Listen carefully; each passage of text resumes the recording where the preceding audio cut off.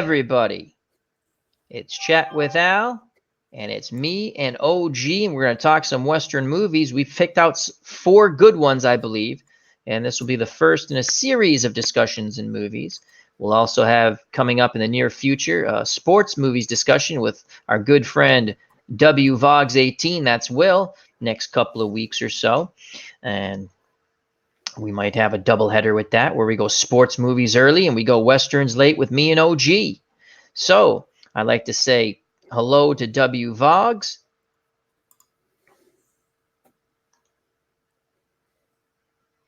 And I'd like to say hello to our good friend Philip Reynolds.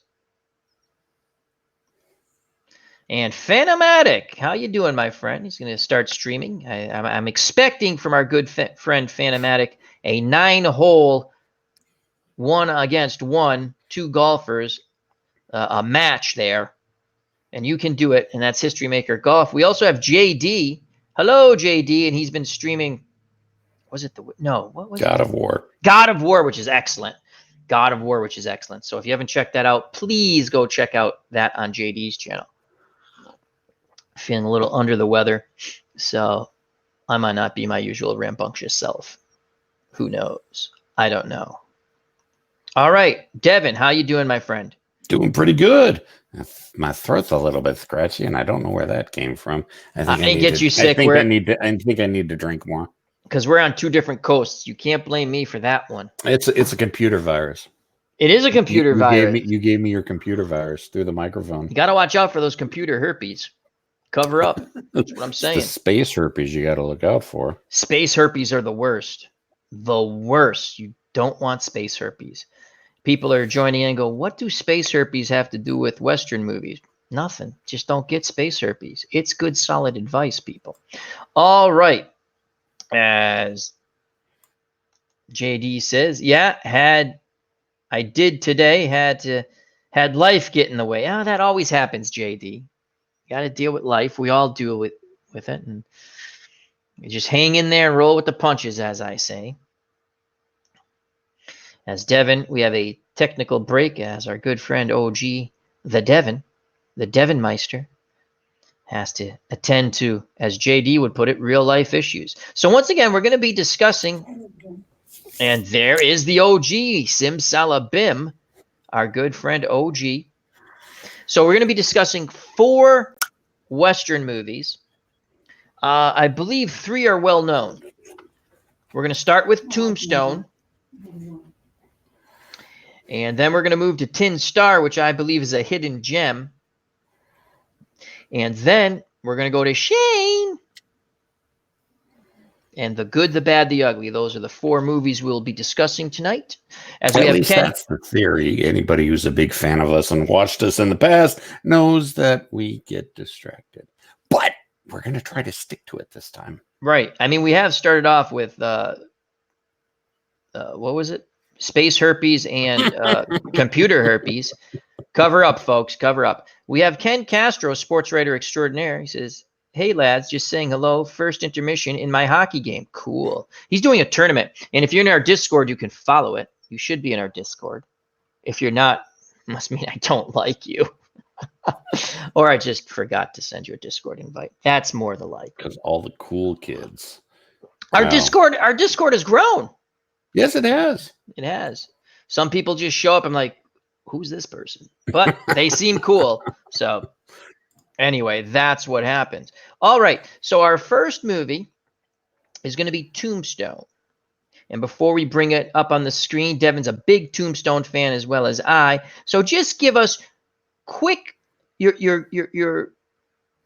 oh, Devin, what's going on with the channel? I forgot. Hey, everybody, welcome back. Devin, the OG, the original Grognard. Al always loves it when I get that in there. I'm done with the research, and I've gotten a couple videos out last week, and I got something on the table that I'm probably going to record tomorrow. And my playtesting is out there. I've had one of the guys already give me some feedback on one of the scenarios, and at this pace, I might be happy with the playtesting being done by 2022. So it's going a little bit slower than I had expected. So, but yes, the channel is plugging along. I'm kind of hovering around 1,500 subscribers. I mean, I'll check 1 hour and I'll be like 1498, and then I'll check a couple hours later, it's like 1501, and I'll go back a couple hours later and check 1498. It's like I don't know what's going on. I once, just for ha-has, was looking at one of my videos, right? And I'm like, wow, that's pretty cool. You know, you get the thumbs up kind of thing, and then I just go back and I was just clicking around. I'm like, really? Wow, did that change? You know? And you get so it's fickle, my friends. It's Most fickle. of the time, I don't worry about my analyticals. I really don't. I'm just doing it because I enjoy doing That's it. what So we I don't do. We really enjoy it care. for fun. But my God, we'd like 1 million subscribers. We'd like to. Exactly. I'd like to be able to buy a game with my YouTube with my YouTube income, which I don't have any of. It would be nice to buy one game, one. Anyhow, so we're going to be discussing Tombstone first, and JD. I put it up a little too quick. I was quick on the draw. See, I was quick on the draw.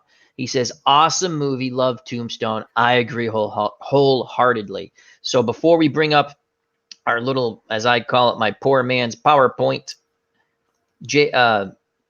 OG, tell us a little bit about when you first saw Tombstone. What were your initial? What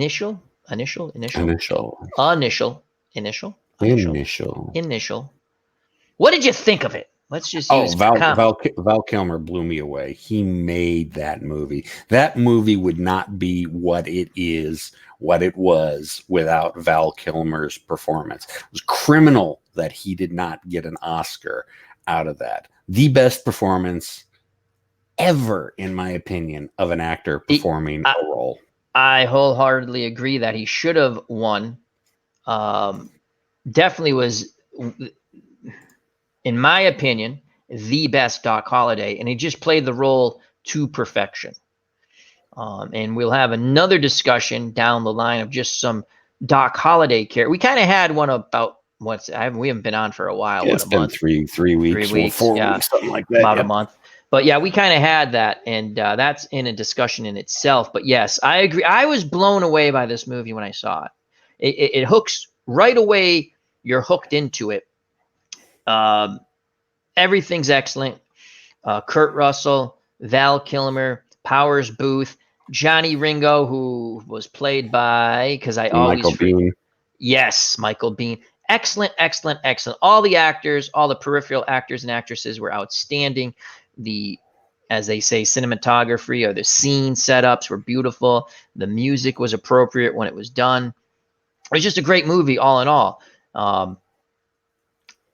Very wonderful. It brought you back to the old style Western with a modern flavor to it, if I could say it that way.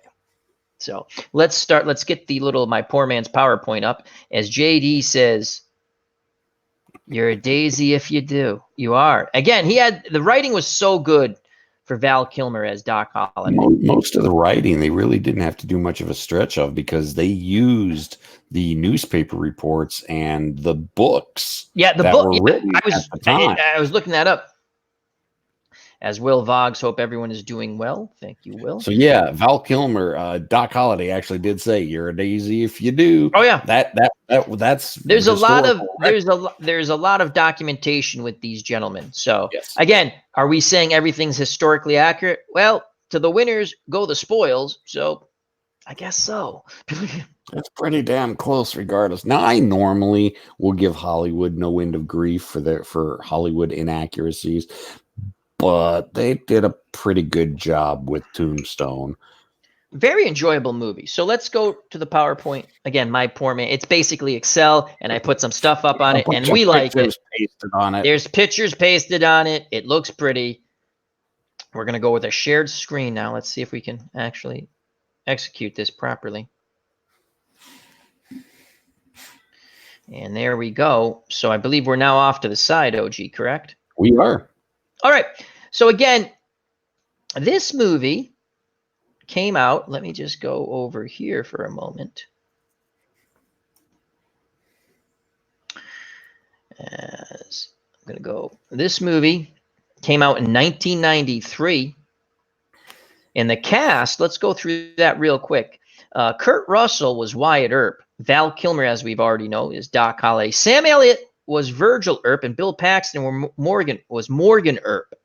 And those are the Earp brothers. Powers Booth played Curly Bill Brocious, I believe you pronounce that last name. He was an antagonist for the Earp brothers and Doc Holliday. And Michael Biehn, who I always forget, he was excellent as Johnny Ringo. Making a cameo appearance was Charlton Heston as Henry Hooker. So many jokes there. Jason Priestley was Billy Breakridge, kind of an effeminate character. John Tenney was Sheriff Johnny Behan. Oh, he was the Weasel, right? Yep, he was the Weasel. Yep. And Stephen Lang, who's in a lot of stuff, played Ike Clanton. Thomas Hayden Church, Billy Clanton. I'm trying to find the marshal who got shot, or it was the marshal who got shot. Oh, Harry Carey Jr. played Marshal Fred White, and I believe he's the one who got shot that started off the whole thing. And there's other peripheral actors and actresses. So that being said, let's get to the movie here. And the synopsis or the plot is pretty simple. We'll go to OG, and you can tell us a little bit about the plot, my good friend. Cowboys shooting each other. And that's about it, folks. You are correct, and it was a good time had by all. Well, the funny thing is, there were more than just the four brothers or the three brothers. There was actually 9 Earps. 3 of them were sisters, and the other 6 there were 6 Earp brothers. 2 of them were actually in the town when the gunfight at the OK Corral happened. The oldest actually was in his house eating lunch when it happened, but he got deputized, and he got deputized later on when they started going after all the cowboys. Right. Now, one thing I do want to say, people who may not understand the historical significance, here the bad guys called themselves the cowboys. Right. There was a lot of cowboys back then, but they weren't termed cowboys though, right? That was the name of their gang. Right. I mean, that was the name. They wore the red sashes, right, and that distinguished them. Right. They were an outlaw gang. So when you hear them call themselves cowboys, it's not, they really weren't cowboys. They were rustlers and thieves and ne'er-do-wells. They weren't your traditional cowpoke type cowboys. It's like, the Bloods or the Crips. Their name was just the Cowboys. That's one thing. Correct. A lot of people get confused when they watch this and they just say, oh, all cowboys are just, bad people. No. It was just the name of their gang. Right. Their organization to help themselves to everybody else's stuff.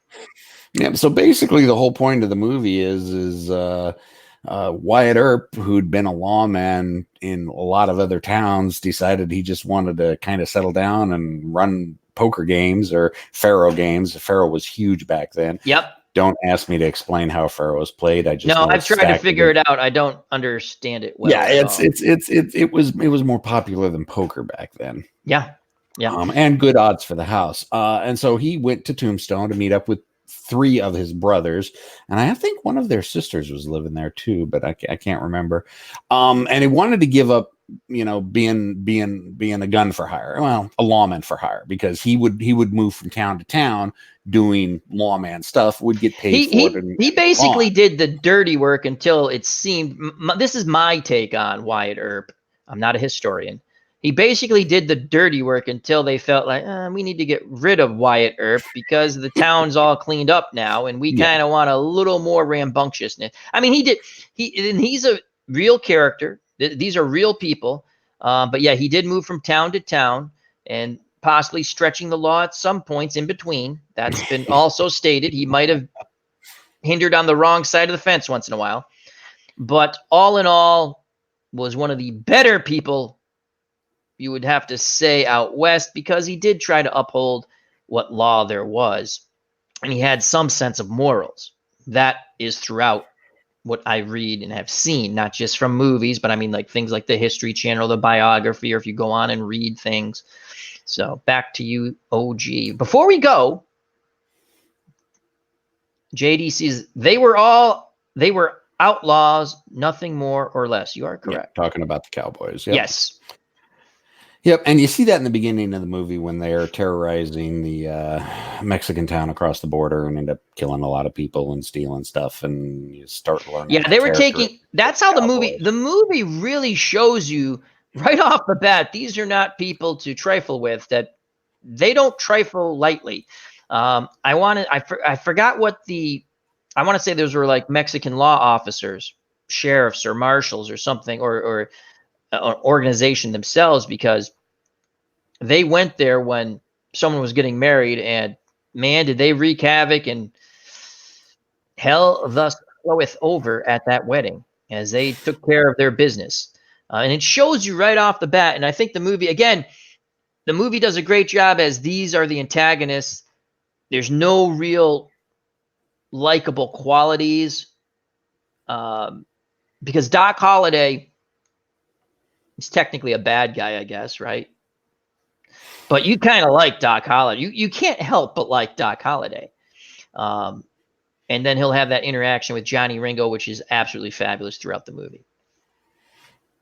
Yep. So they decided to settle down in Tombstone. Wow, that is some thunder. Holy cow. Got some lightning and thunder here. Wow. We might lose OG to thunder and lightning. I hope not. We're in a good place. Whenever the city loses power, our complex usually retains it, and we got a little small strip that's like 3 blocks long and 2 blocks wide that for some reason always keeps power. So I don't foresee us losing power.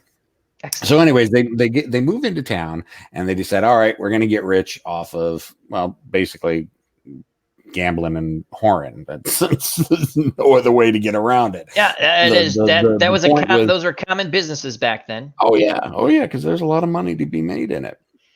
And unfortunately, their reputation precedes them, and they just get drug into it because the cowboys decided they wanted to mess with the town, and machismo being machismo, I think you hit that on the head, because it's a machismo of the cowboys. The Earps would have probably just left them alone, but they came in to say, hey, we run everything around here. Probably a bad move on their part, since we know the hindsight of the future coming. So they get drugged back in, and they get made lawmen again, and things go down, and they start they kill one of the Earp brothers, Wyatt, the youngest, played by Bill Paxton. Yep. And they basically unleash hell on going after and wiping out the cowboys, because they really were a criminal gang. They were smart enough not to break the laws inside the town. Right. You and I have talked about this before. Yep. Who Shot Liberty Valance, stuff like that. The bad guys knew enough not to F around too much in town. You're not going to shit where you sleep. Because then they're not right, because then they're not hassled in that territory or in that town. Right. And also, most sheriffs are city sheriffs. Their law pretty much stops at the border. Yep. For the most part. That's why when Wyatt got deputized, it was federal, so he could go throughout the entire territory. Yep. So yeah, there was a lot of distinctions between federal marshals and sheriffs and deputies and a whole bunch of cool stuff like that. So not a lot of people get that. I mean, people see because even in modern day police forces work, that they all work together. It wasn't that way back then. No, even in the day of Bonnie and Clyde, which isn't that long ago, if you got over state lines, law enforcement stopped. Yep. They literally stopped because they had no jurisdiction, say they didn't in the next state. So think of that, that was in the early 30s, was still going on until, the federal police were, the FBI was formed. And then there were also other laws were passed. So you could, states could help one another. Plus there was also this wonderful thing that in the early 30s, they started developing shortwave radios. So yep. police outlets could communicate with one another. Yep. Yeah. It's like before then, it's like with the situation with Bonnie and Clyde, they had no way of communicating with the state police the next town over unless they were lucky enough to get through on one of the little hand cranked operator connect me to, so yeah, the shortwave radio really helped law enforcement in that regard. So back to the movie. Now, we had a squirrel moment there, but that's what we do. The back to the movie. In the town, in Tombstone, however you want to put it, town, city. I always say a town, a larger town, larger town. You had a sheriff and you had a marshal. Can you, Devin, explain the dynamics of that? Do you have because that was always a little bit sheriffs enforced the city laws, and the city laws were usually crafted by the town council. You could go 2 miles over to another city and they could have a completely different set of rules. Laws. Yep. It's just what the city council, who were usually the rich business owners, the mayor and the founders of the town and the mining interests, the cattle interests, stuff like that formed the council. They decided what the laws were, and the sheriff enforced those laws. The federal marshal, enforced federal law. So, and oftentimes the federal marshal had no authority inside the city. Right, because they had their own autonomy.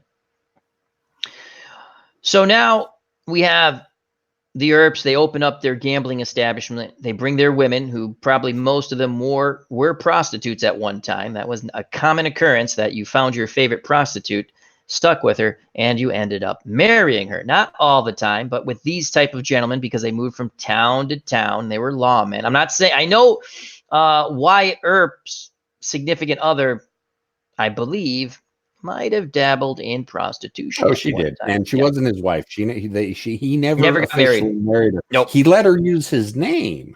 For the long time, but they were never married. No. So now they actually want. It's a great scene because Billy Bob Thornton, who I just remembered in the movie, great cameo or great. He plays a great. He's awesome. He is awesome in pretty much whatever he does. Billy Bob Thornton. They go into an establishment, which is a bar, a gambling venue, and possibly with women most likely attached to it. And they go in there, and he goes, "Why is there no one in here?" And they go to the bartender. It's because of that guy, they say. And it's Billy Bob Thornton, who I don't remember the character's name. I can quickly look in a moment after I send it off to OG. And he basically is an a-hole, a bully that no one will challenge. And Kurt Russell, Wyatt Earp, does decide to challenge him. And I will now turn it over to OG. Yeah, he was running a faro table, and like I said, I've tried to understand faro. I've read articles on it. I've watched videos, but I don't know. But it was a popular card game back in the day, and again, it comes down to might makes right a lot of times in the city. Billy Bob Thornton's character. Thornton's character's name was Johnny Tyler. Johnny Tyler, right? Yeah, and he just basically moved into that establishment and took over running the faro table. And the bartender, the owner, he wasn't, Billy Bob Thornton was a bully and probably would have shot him. And the bartender, he's just a bartender. Granted, sure, he probably had a shotgun underneath the counter, but he's not going to try to get into a gunfight with someone who's taken over the faro table. And as long as he's getting some of a cut, he's probably not going to complain too much. And bullies tend to get their way until a bigger bully comes along. And so that's Mr. Wyatt Earp. Mr. Earp. And so Wyatt goes in and he got a good establishment here. It doesn't look like he got a lot of customers. And the bartender was saying, well, it's like ever since he took over the faro table, nothing but, and Billy Bob Thornton's an asshole. He's insulting the card players. And it's actually a really good scene. It's a great scene. I think Billy Bob Thornton's in the movie. 2 scenes. 5 minutes, 5 to 7 minutes, if it's that. Yeah, tops. And it's wonderfully done. That's how good this movie is. That every scene is just wonderfully done. So, and then Wyatt Earp challenges him. It basically challenges him. Yep. And forces him to back down and humiliates him and smacks him around like a little bitch and drives him off. And Earp Wyatt looks over to the bartender and says, well, what do you say? 25% of the tables take. And with him moving into the faro dealer, made it more of a clean game again, a more more in that establishment. It started to bring in more people, and thus they were able to start making their money. Because the way it worked back then, House didn't take everything. The dealers, the card dealers, had took a percentage. A good percentage and gave part of it to the house. Now the house made their money on liquor and whores. That's what they made the money on. But the entertainment, since they didn't have things like jukeboxes and pinball machines and stuff like that, gambling. Bars now, it was gambling. It was the gambling that brought them in, kept them there. The alcohol and the whores were just incidental. So yeah, you could make some good money if you ran clean games. And they cleaned up the establishment. They got more clientele in there who would spend more money. Thus, business took off. One last scene with Billy Bob Thornton in that 5 to 7 minute span. He goes, I believe he gets a double barrel shotgun. And he's going to go kill. He doesn't know who this guy is. And then he finds out who it is. And my God, did he crap himself. And you never see Billy Bob Thornton ever again. He's gone. So Billy Bob Thornton, nice knowing you. And Johnny Tyler, who he played, nice knowing you. But it was a great scene for those 5 to 7 minutes. So now they move on. They're running the tables. And they've already I think a little earlier, they do come across like the Cowboys. They go, who are those guys? They get a little background on them. And they go, basically, Wyatt Earp, and I think he's talking to the federal marshal, I believe. I believe it was the federal marshal, the older gentleman, the older guy, who will be gunned down later. And he says, we're not here to, we're here just to be businessmen and make business. We want nothing to do. Our days of law enforcement are over, of cleaning up towns. And as it goes on, again, happens pretty quickly. The movie runs very smoothly, very enjoyable. I know when it ended, I was like, what? Because I enjoyed it so much. And to this day, I sit there when I watch, I go, that's the way a movie should be made. Star Wars, take note. Okay. So the Cowboys come into their establishment because it's the hopping place now. And they go in there, and they're a bit drunk and rambunctious. And then we'll now turn it over to OG to give you a little more of the first meeting and confrontation between Wyatt Earp, the Earp brothers, really Wyatt Earp and Doc Holliday, and the Cowboys. And the cool thing with Kurt Russell was he had a shotgun under the table that was hooked, so he could maneuver it like side to side, and that's a double barrel shotgun. That's going to annihilate anyone in front point of it. Blank range. That's going to tear you up. One of the things, my father, who grew up a cowboy and loves westerns, is like, nobody argues with a street howitzer. People play video games, don't understand because they don't do justice in a lot of those video games of what a double barrel shotgun can actually do to anything. I've shot them before. Yeah. So OG, tell us about the first confrontation between the Cowboys and Wyatt Earp and Doc Holliday. I think Sam Elliott, who was I think he's in there also. I don't think Bill Paxton was in. He might have been. I don't remember, but it's the Earps and the Cowboys and Doc Holliday. So the Cowboys come into the establishment because there's a singer there now, and it's all cleaned up, and it's a high establishment, and they've kind of heard that Wyatt Earp was running the bar, and Wyatt Earp was well known. Table, rock star in the West, definitely. And so, and actually, you can kind of see a picture. It's the third picture down along the bottom with Johnny Ringo and Booth Powers, who was Curly Bill. Curly Bill. Yeah. Yep, Curly Bill. And Curly Bill was the leader of the Cowboys. Yes, he was. Ringo was his second in command, and so Ringo was crazy. He was psychotic. He was a full-on mental case. Now he was actually I read something about him. He was smart too. He had a scholarship to go to or he went briefly, and I can't think of the well-known college. He was very smart. He just wasn't. He spoke Latin. He spoke French. He spoke like 4 or 5 languages. Yeah, extremely intelligent. And so who's the idiot? The idiot cowboy? Clanton. Ike Clanton.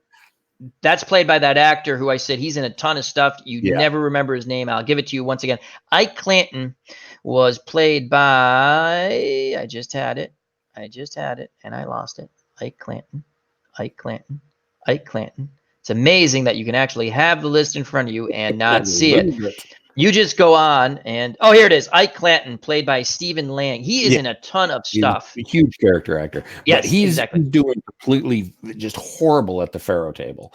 And, to try to make things easy, Wyatt is, giving him all the benefits. And, it's like, all right, well, you can win this one. He's just basically trying to keep the peace because Ike is drunk off his ass. Yep. Ike was an idiot. He was. Oh, huge idiot.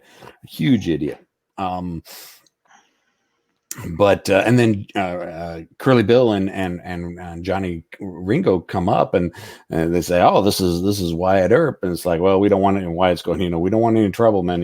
Trouble. I'm retired now. I'm just here to make some money. And of course, Doc Holliday is standing right next to him, drunk off his ass, and they know who Doc Holliday is because again, rock star status.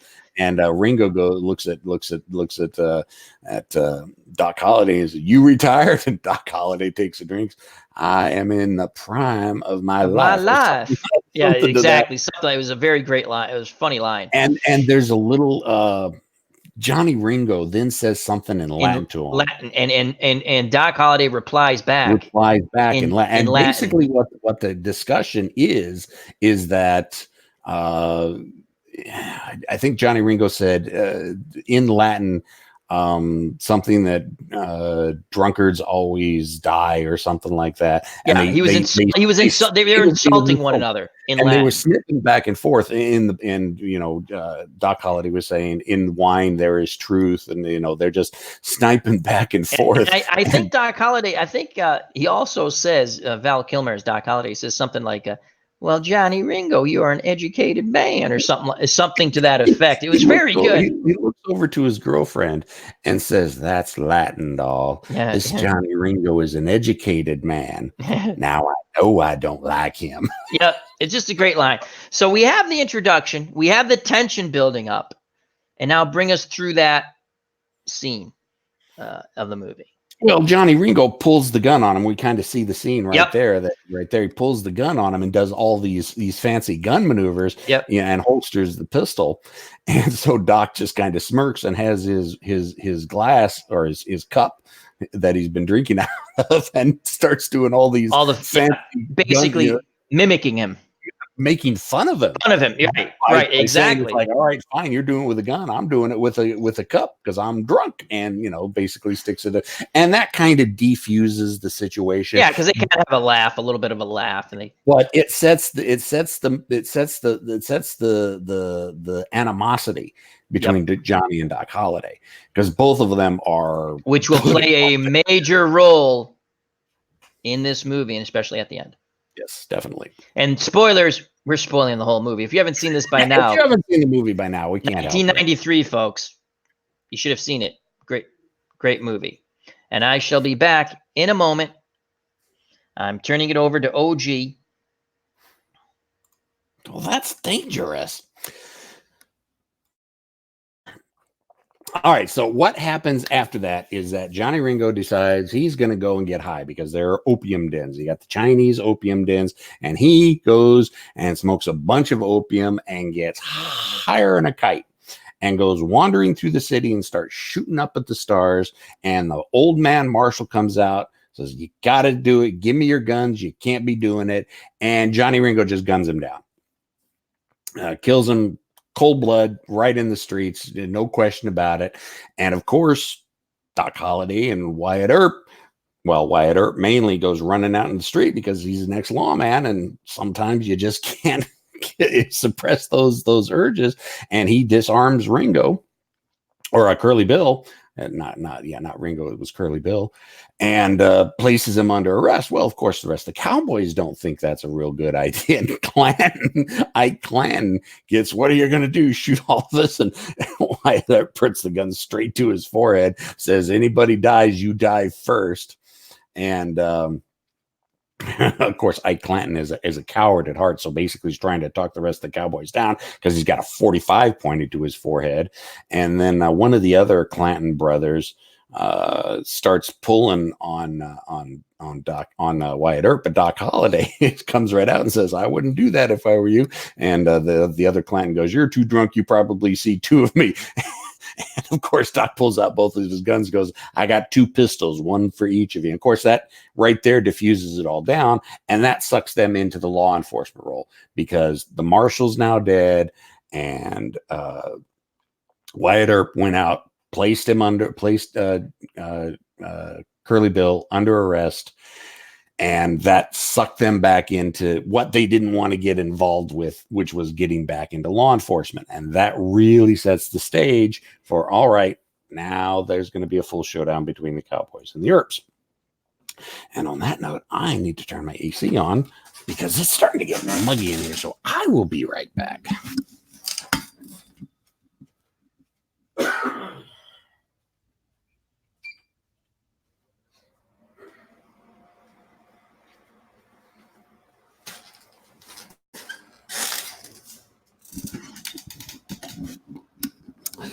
But unfortunately, justice in the Wild West usually isn't as you would think would happen as much as it does today. And Curly Bill is let go. There just isn't enough evidence. Nobody saw the shooting. They just, so there was no proof that maybe the marshal drew first, what have you. Err on the side of caution. Billy's let go, or Curly Bill's let go, which really ramps up the tension. And the brothers decide, all right, well, we're getting back into the law enforcement thing. We need to start enforcing the laws. We're going to clean up this town. And that's when they put out the edict that no guns in town. Actually, did they put it out? No, I think that was a stand. No, they did put it out that no guns in town. And of course, the Cowboys don't take too kindly to this.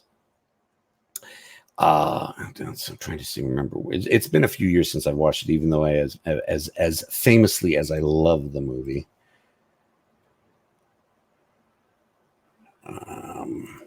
I think. Okay, so then the engagement at the OK Corral comes. Word has it, Cowboys are coming back into town, and they're not disarming. Now, the city sheriff was kind of a little Weasley East Coast guy who, really should have never had the position to begin with. But he was kind of friends with the Clantons and the Cowboys, and he really didn't want any violence to break out in the city or in the town. And so when the Clantons did come in, he and Wyatt Earp and Doc Holliday and Morgan and Virgil heard about it. This set up the battle at the OK Corral, and they went down there, and the sheriff came out. "Oh, I already disarmed him. You don't have to go down there." It's like, yeah, whatever. You didn't disarm shit. Exactly. And they went down there, and the battle at the OK Corral. You can still go down into Arizona and visit the exact location. They've refurbished it a little bit, but the exact location is still there, and it's even smaller than it's depicted in the movie. Yeah. I mean, it's 10 feet wide by maybe 8 feet. You're not missing anyone in that. That's for sure. that is close quarter combat. If you remember, they came down. They had their revolvers and shotguns because it's close quarter combat. What I liked, as we're in the gunfight of the OK Corral portion, it comes fairly quickly in the movie, which is pretty cool because all the other movies I saw as a kid or a young adult about Tombstone, Wyatt Earp and the gunfight at OK Corral, that scene usually ended the movie. Yeah. In most of the movies I saw, whether it was OK Corral with Burt Lancaster and Kirk Douglas, or the one with Henry Fonda. Yeah. And God, what was it? My Clementine, I believe it was called. And I believe that's at the end too. So it's really, you get that really intense action. And I don't know if you've already done. Have we got to the actual shootout yet? No, I haven't done anything with the shootout yet. Okay, continue. So they go down, and they were outnumbered. It was 5-4. I think it was 5 of the Cowboys, 4 of the Earps. And one thing we should probably point out is that Doc Holliday had he was a lunger. consumption, I think they called They it. call it consumption, but what is it? What's the more proper? Emphysema or Oh, it's like can't. He had basically like it was an upper respiratory lung issue. Yeah. Was going to kill him. Yep. And his drinking didn't help, even though he thought it helped. His drinking, his smoking, his way, his lifestyle. He would be up for tuberculosis. Tuberculosis, yes. He would be up for hours. Hello. Hey, Todd. So that's why you always see Doc kind of all sweat stained and everything, because man was living on pure will and hatred. I think most other people would have been laid out by, at least according to the historical references of how bad his tuberculosis was at the time. And that's why you always see Val Kilmer sweating. He's in sweat drenched clothes, and why he's most drunk off his ass most of the time, because it's the only way he can get through the day. But so they go down there. And they all start facing it up, and they're getting ready to draw. And they all start slapping leather. And Wyatt Earp goes, "No, this isn't what I wanted. Just disarm." And it starts to de-escalate just slightly, and it looks like there might not be a gunfight, even though we know a gunfight is coming because of history. But Doc Holliday, he likes blood. He sure wants a gunfight. He wants to kill some motherfuckers. And so what he does is the older Clanton brother, I can't remember, it wasn't Ike, it was the older Clanton. The guy from Wings. Yeah, him. And they're all standing there. And so Doc Holliday winks at him. Just winks at him. Oh, that was so. You could see the guy's face just fall. Because, hey, that's an insult to his masculinity. And as soon as his face starts to fall, Wyatt Earp knows, like, oh my God. And then and the entire shootout just erupts. And amazingly enough, for a small close quarter fight as it was, they emptied their weapons. The gunfight lasted like 45 seconds in real life. Now, that was Billy Clanton, and that was played by Thomas Hayden Church, who was on Wings in the 90s. Yep. And so bloody fight erupts. Ike Clanton, of course, his Weasley little ass, he escapes, doesn't get shot. Three or four of the other cowboys are killed.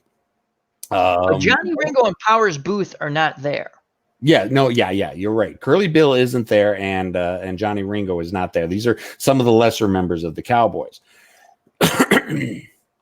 But Virgil gets hit. Morgan gets hit. I think Morgan got it in the leg. Virgil got it in the arm.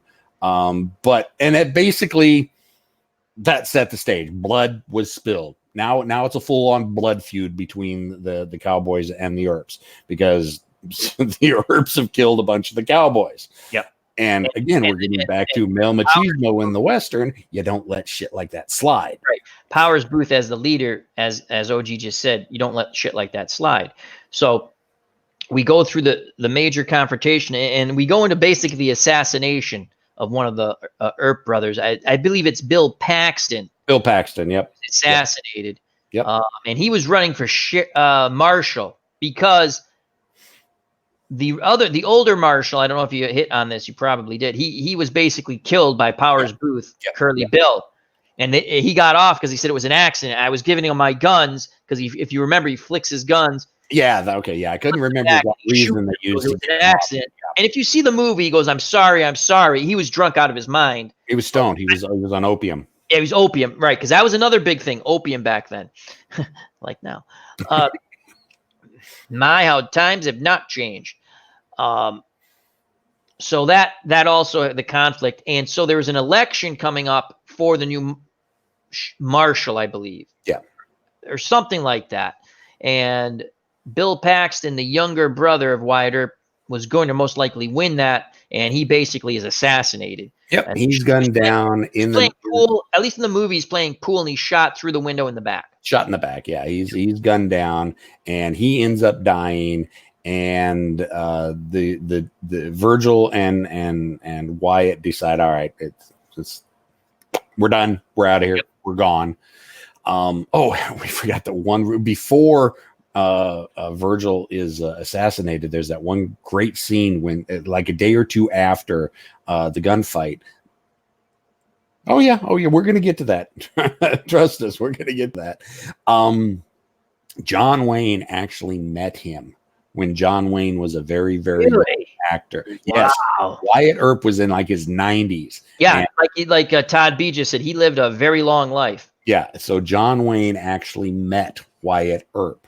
That's pretty cool. Yeah. So, but one of the most famous scenes that sets up a lot of the stuff that would come later is it's a couple days after the shootout, and their brothers are walking through town, and of course Ringo's drunk off his ass, pissed because they killed, some of his brothers in the gang, Yep. and he wants blood. And Wyatt goes, you know what? I'm not even carrying. I'm not going to kill you. There's no profit, and of course that pisses him off even more, and he's just about ready to draw down on them, even if they're unarmed. And it's like, I want your blood.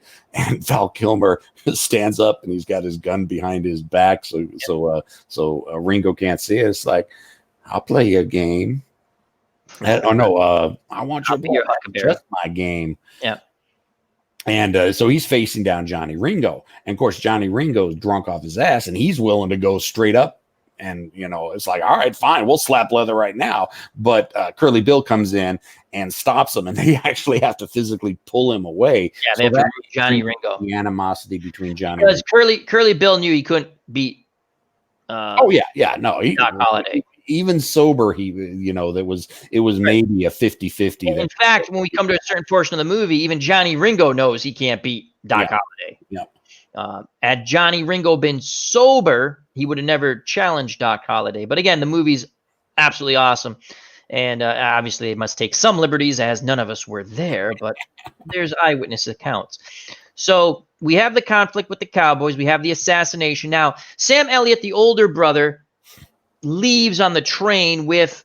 He takes the women. Right. All the women, and they take Morgan's body because they were going to take his body back home to be buried. And they took all the women, and Curly Bill said, all right, to some of the Cowboys, just go kill them all. Yep. They're leaving. I don't care that they're leaving. Just gun them, kill them all anyways.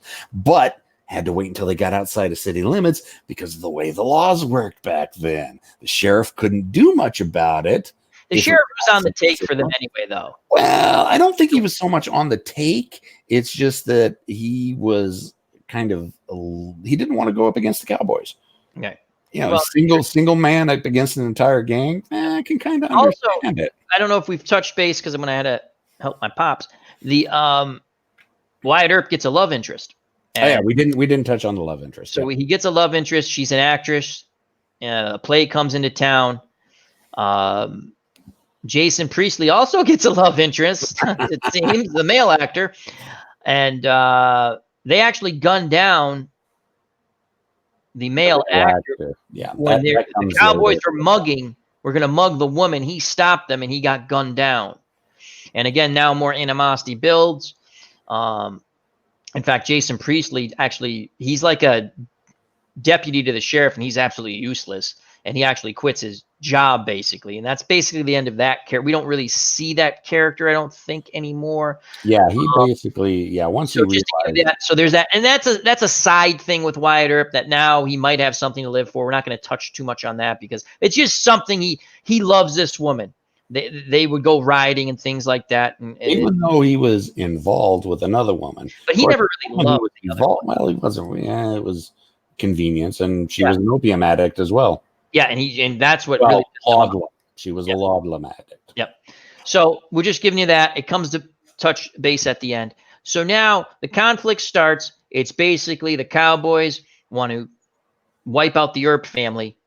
Like OG said, Curly Bill, as my dyslexia kicked in. Curly, Billy, Curly, Three Stooges, some crap like that. I don't know. Curly Bill gives the order. Let's go take them out. And so Ike Clanton is put in charge of this.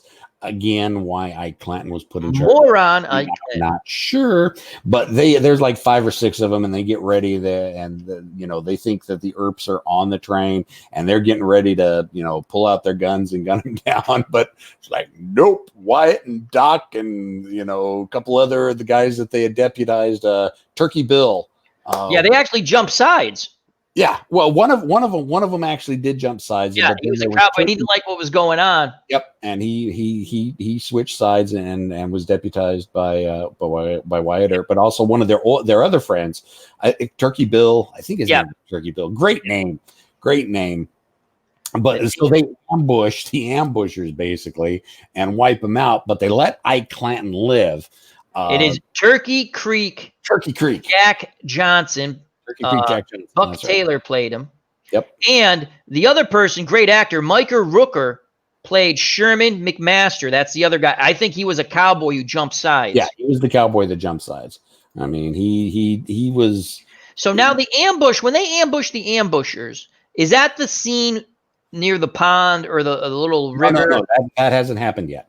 Okay. No, this is at nighttime. It's on the train station, and they. You're right. Yes. And they let Ike Clanton go. You're right. And they say, tell them it's done. It's finished. When they should just kill I'm coming for you. I see a man wearing a red leg. I'm going to kill him. Tell him hell's coming. And I tell him I'm coming and hell's coming with. When I say it's done, I probably shouldn't use that. It means Wyatt Earp's going to finish it. Yep. So, which is a great scene in the movie. Oh, probably one of the best scenes of the movie. And another good thing of the movie is he sliced up Ike's cheek with his spur. Yep.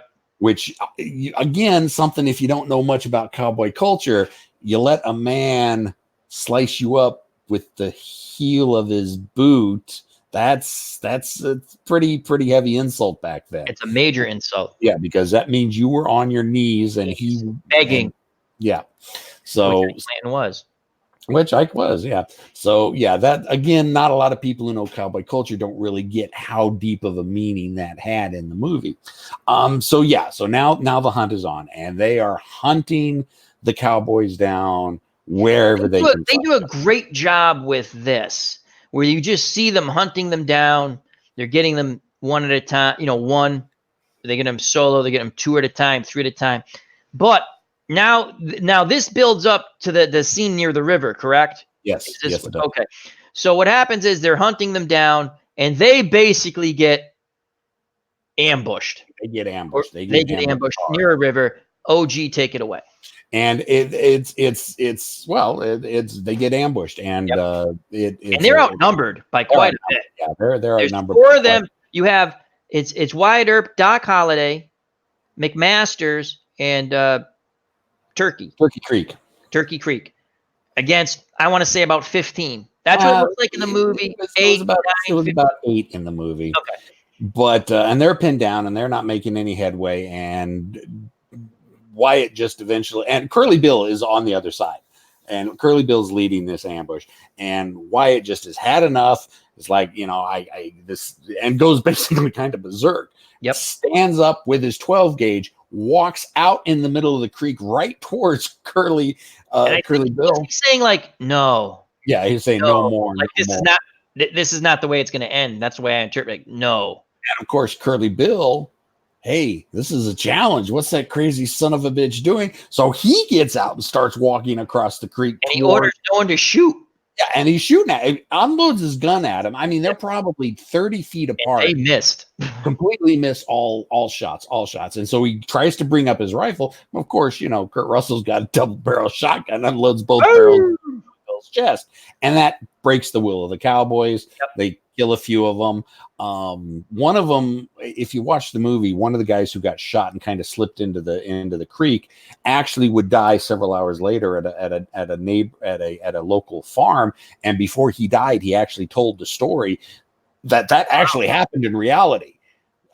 With Wyatt Earp walking in the creek, and then Curly Bill coming out to face him, and they're point blank range blasting away at each other.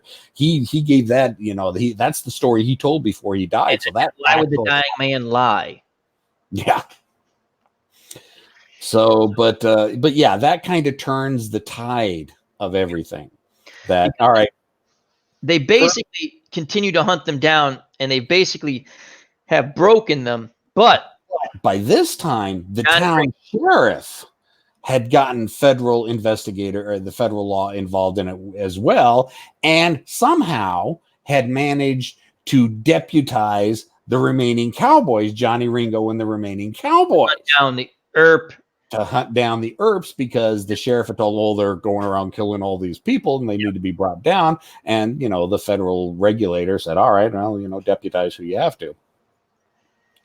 And so now the Earps are on the run because they're being chased by posses themselves, even though they've been deputized also to hunt down the cowboys. Again, very, very confusing in a time when you didn't have radio to be able to. Yeah, and you very confusing because you didn't have quick. I mean, if you were lucky enough to get to a telegraph, you might be able to send off a message, but it's before radios. Not cell phones, folks. There was no cell phones. It was all catch as catch can back then. So during this time period, Doc Holliday just keeps getting sicker and sicker with the tuberculosis consumption, as they called it. Yep. And Todd, thank you. The tuberculosis, he brought that up in the chat. And you see that relationship, the true relationship, that these guys really are good friends. And again, I've messed up the line because OG is correct me on it, where I don't think I place it in the right spot, but basically the line is, someone asks Doc Holliday, why are you here? And he says, Wyatt Earp is my friend. And then it could have been Michael Rooker. It was Turkey Creek who said Turkey. I remember. Yeah. And he might have said, well, hell, I have a lot of friends or something like that. And he says, and Doc Holliday says, well, I don't. Yep. Something, again, I probably messed that up, but that's pretty much accurate. That's the gist of it. So Doc Holliday has now, he's like in a hospital. That's not what they called that, but for people who have tuberculosis or consumption, they actually had a place to try to keep them as comfortable as possible. Oh, he isn't there yet. We still got the gunfight with Johnny Ringo. Right, but he gets out of bed for that one. Okay, that's what I'm getting to. Oh, so they're on the run. They're being chased by all these different posses, plus they're being chased by the cowboys. And again, in that type of situation, you can't say, hey, I'm a federal marshal, when the other side have also been deputized federally and saying, hey, well, we've got orders to kill you. So you got to kind of go on the run till you can get someplace safe to get things sorted out. You just can't do it out in the middle of nowhere because, they believe they've been deputized correctly. They don't believe that you're deputized. But anyways, so they come across a farm, and this is Charlton Heston's farm. And Charlton Heston has like maybe 3 minutes in the movie. And they're going to hold up there that night. Doc Holliday is just way too sick to do anything. Just way too sick. It's like, and Charlton Heston says, okay, we'll put him up. We'll keep him here. We'll protect him. If they want him, they're going to have to come through us. And, it's kind of a goodbye scene between Doc Holliday and Wyatt Earp is that it's like Doc Holliday never was deputized. He worked with Wyatt Earp, but he never wanted the badge. He was just a gunman. I mean, he just always felt that if he did any law work, it'd just be kind of silly and stupid with his background and past. But kind of at the end, right there, he's talking to Wyatt.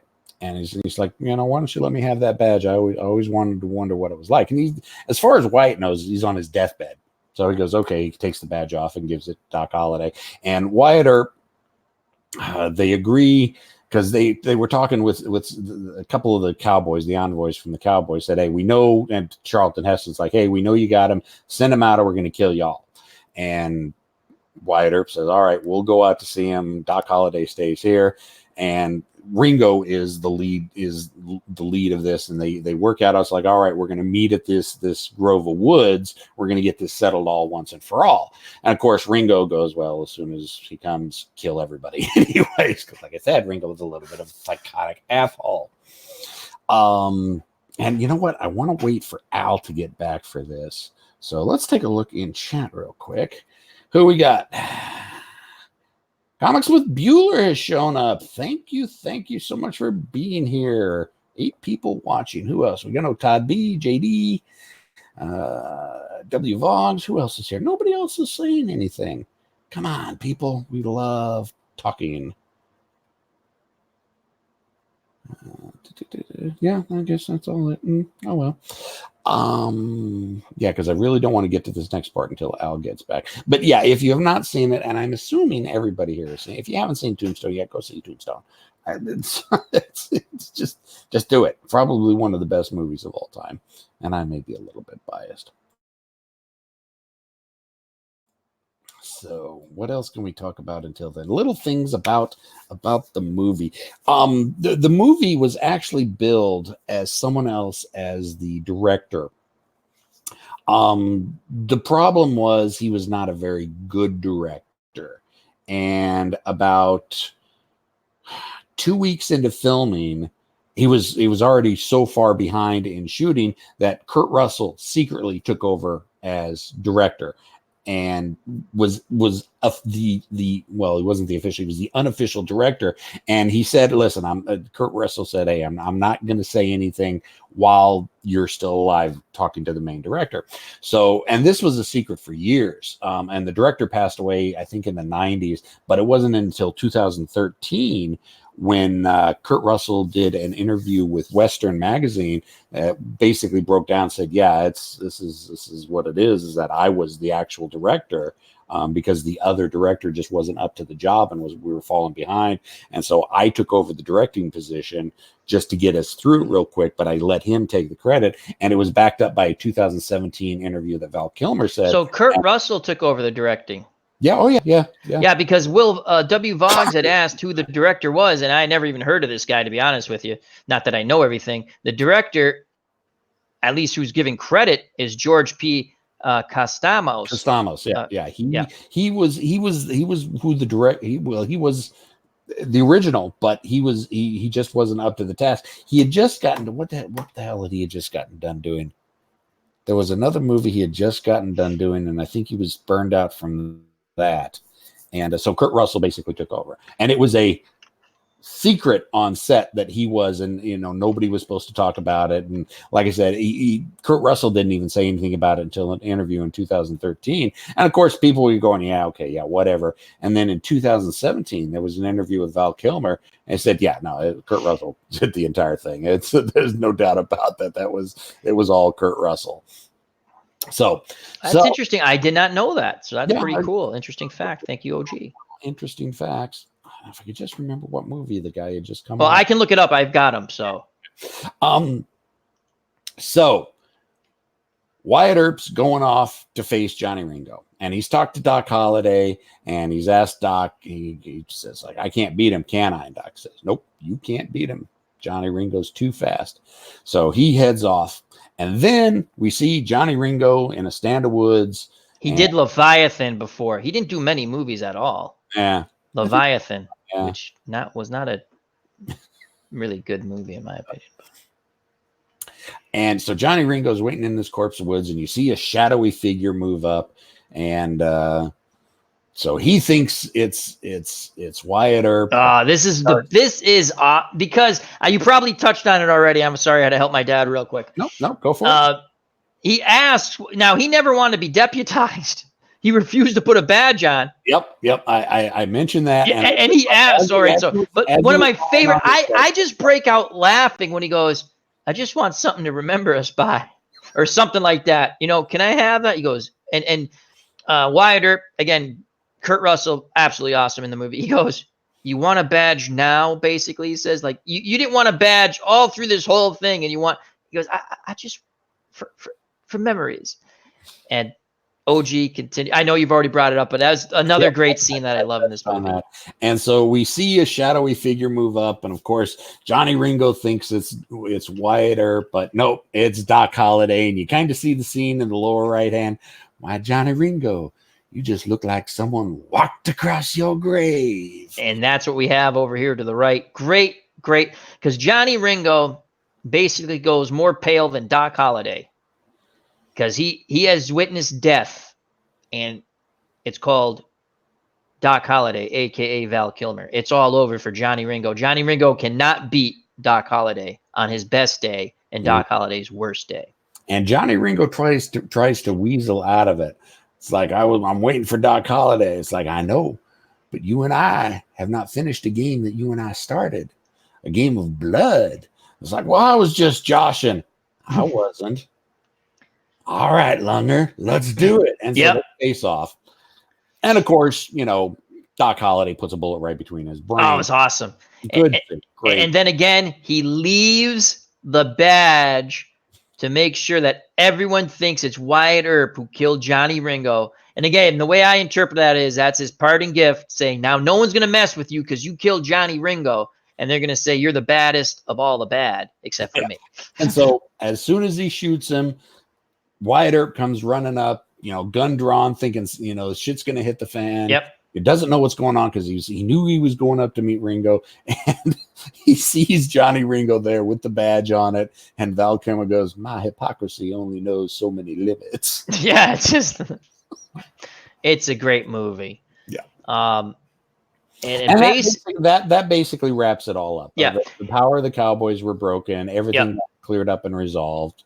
And the last thing is they give you the happy ending, which I would actually really did happen because as OG will touch on it, Todd brought it up. He lived another 45 years? Oh, he lived until the 1930s. Yeah. Yeah. So, and he goes off to find in the movie. Now, if this is accurate, I don't know. But in the movies and in a couple other things, he goes off to find his true love. And I think in the movies, they do say they got married and they stayed together until the actress. Yep. The actress. Yeah. So they did really happen. I just remembered that. I'm sorry about that. And they live happily ever after. Yeah, pretty much. It's incredible. From the gunfight to OK Corral to finding your true love. That's how the movie's basically wrapped up. Well done movie. We'll just touch on a movie that we both hate.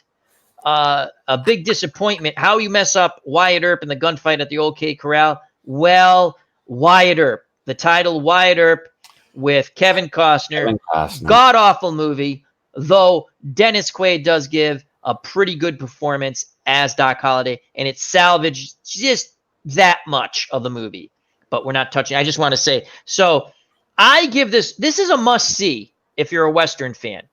Even if you're not a Western fan. Oh, right. If you like action movies, buddy flicks, it's a buddy flick, to be honest with you. Yep. Val Kilmer and Kurt Russell, Earp and Doc Holliday. Excellent. The storyline is excellent. Action, it flows. The movie, well paced. Like I said, it's a fairly long movie, but it goes. And when it's done, you're like, wow, that was an excellent movie. And we spent a lot of time on it, and well-deservedly so.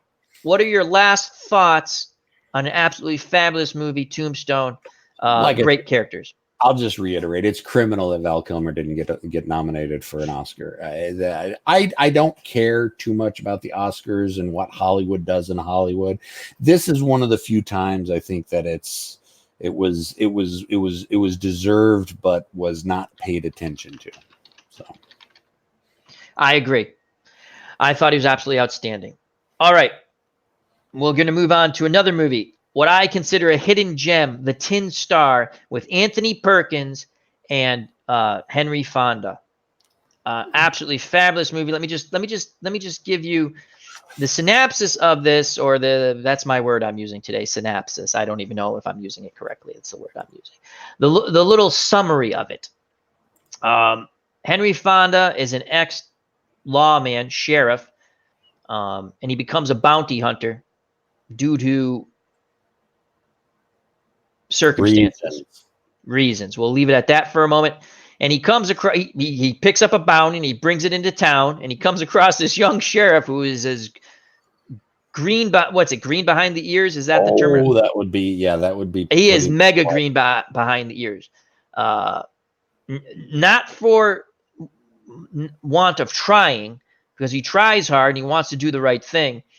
And there's a scene, and we're going to bring up the Excel sheet in a second. There's a scene where they ask him, Henry Fonda goes, why'd you become sheriff? He goes, well, I didn't want Bolaire, or whatever the guy's name, Bolaire, I'm going to have the name correct. He didn't want the bully to become the sheriff.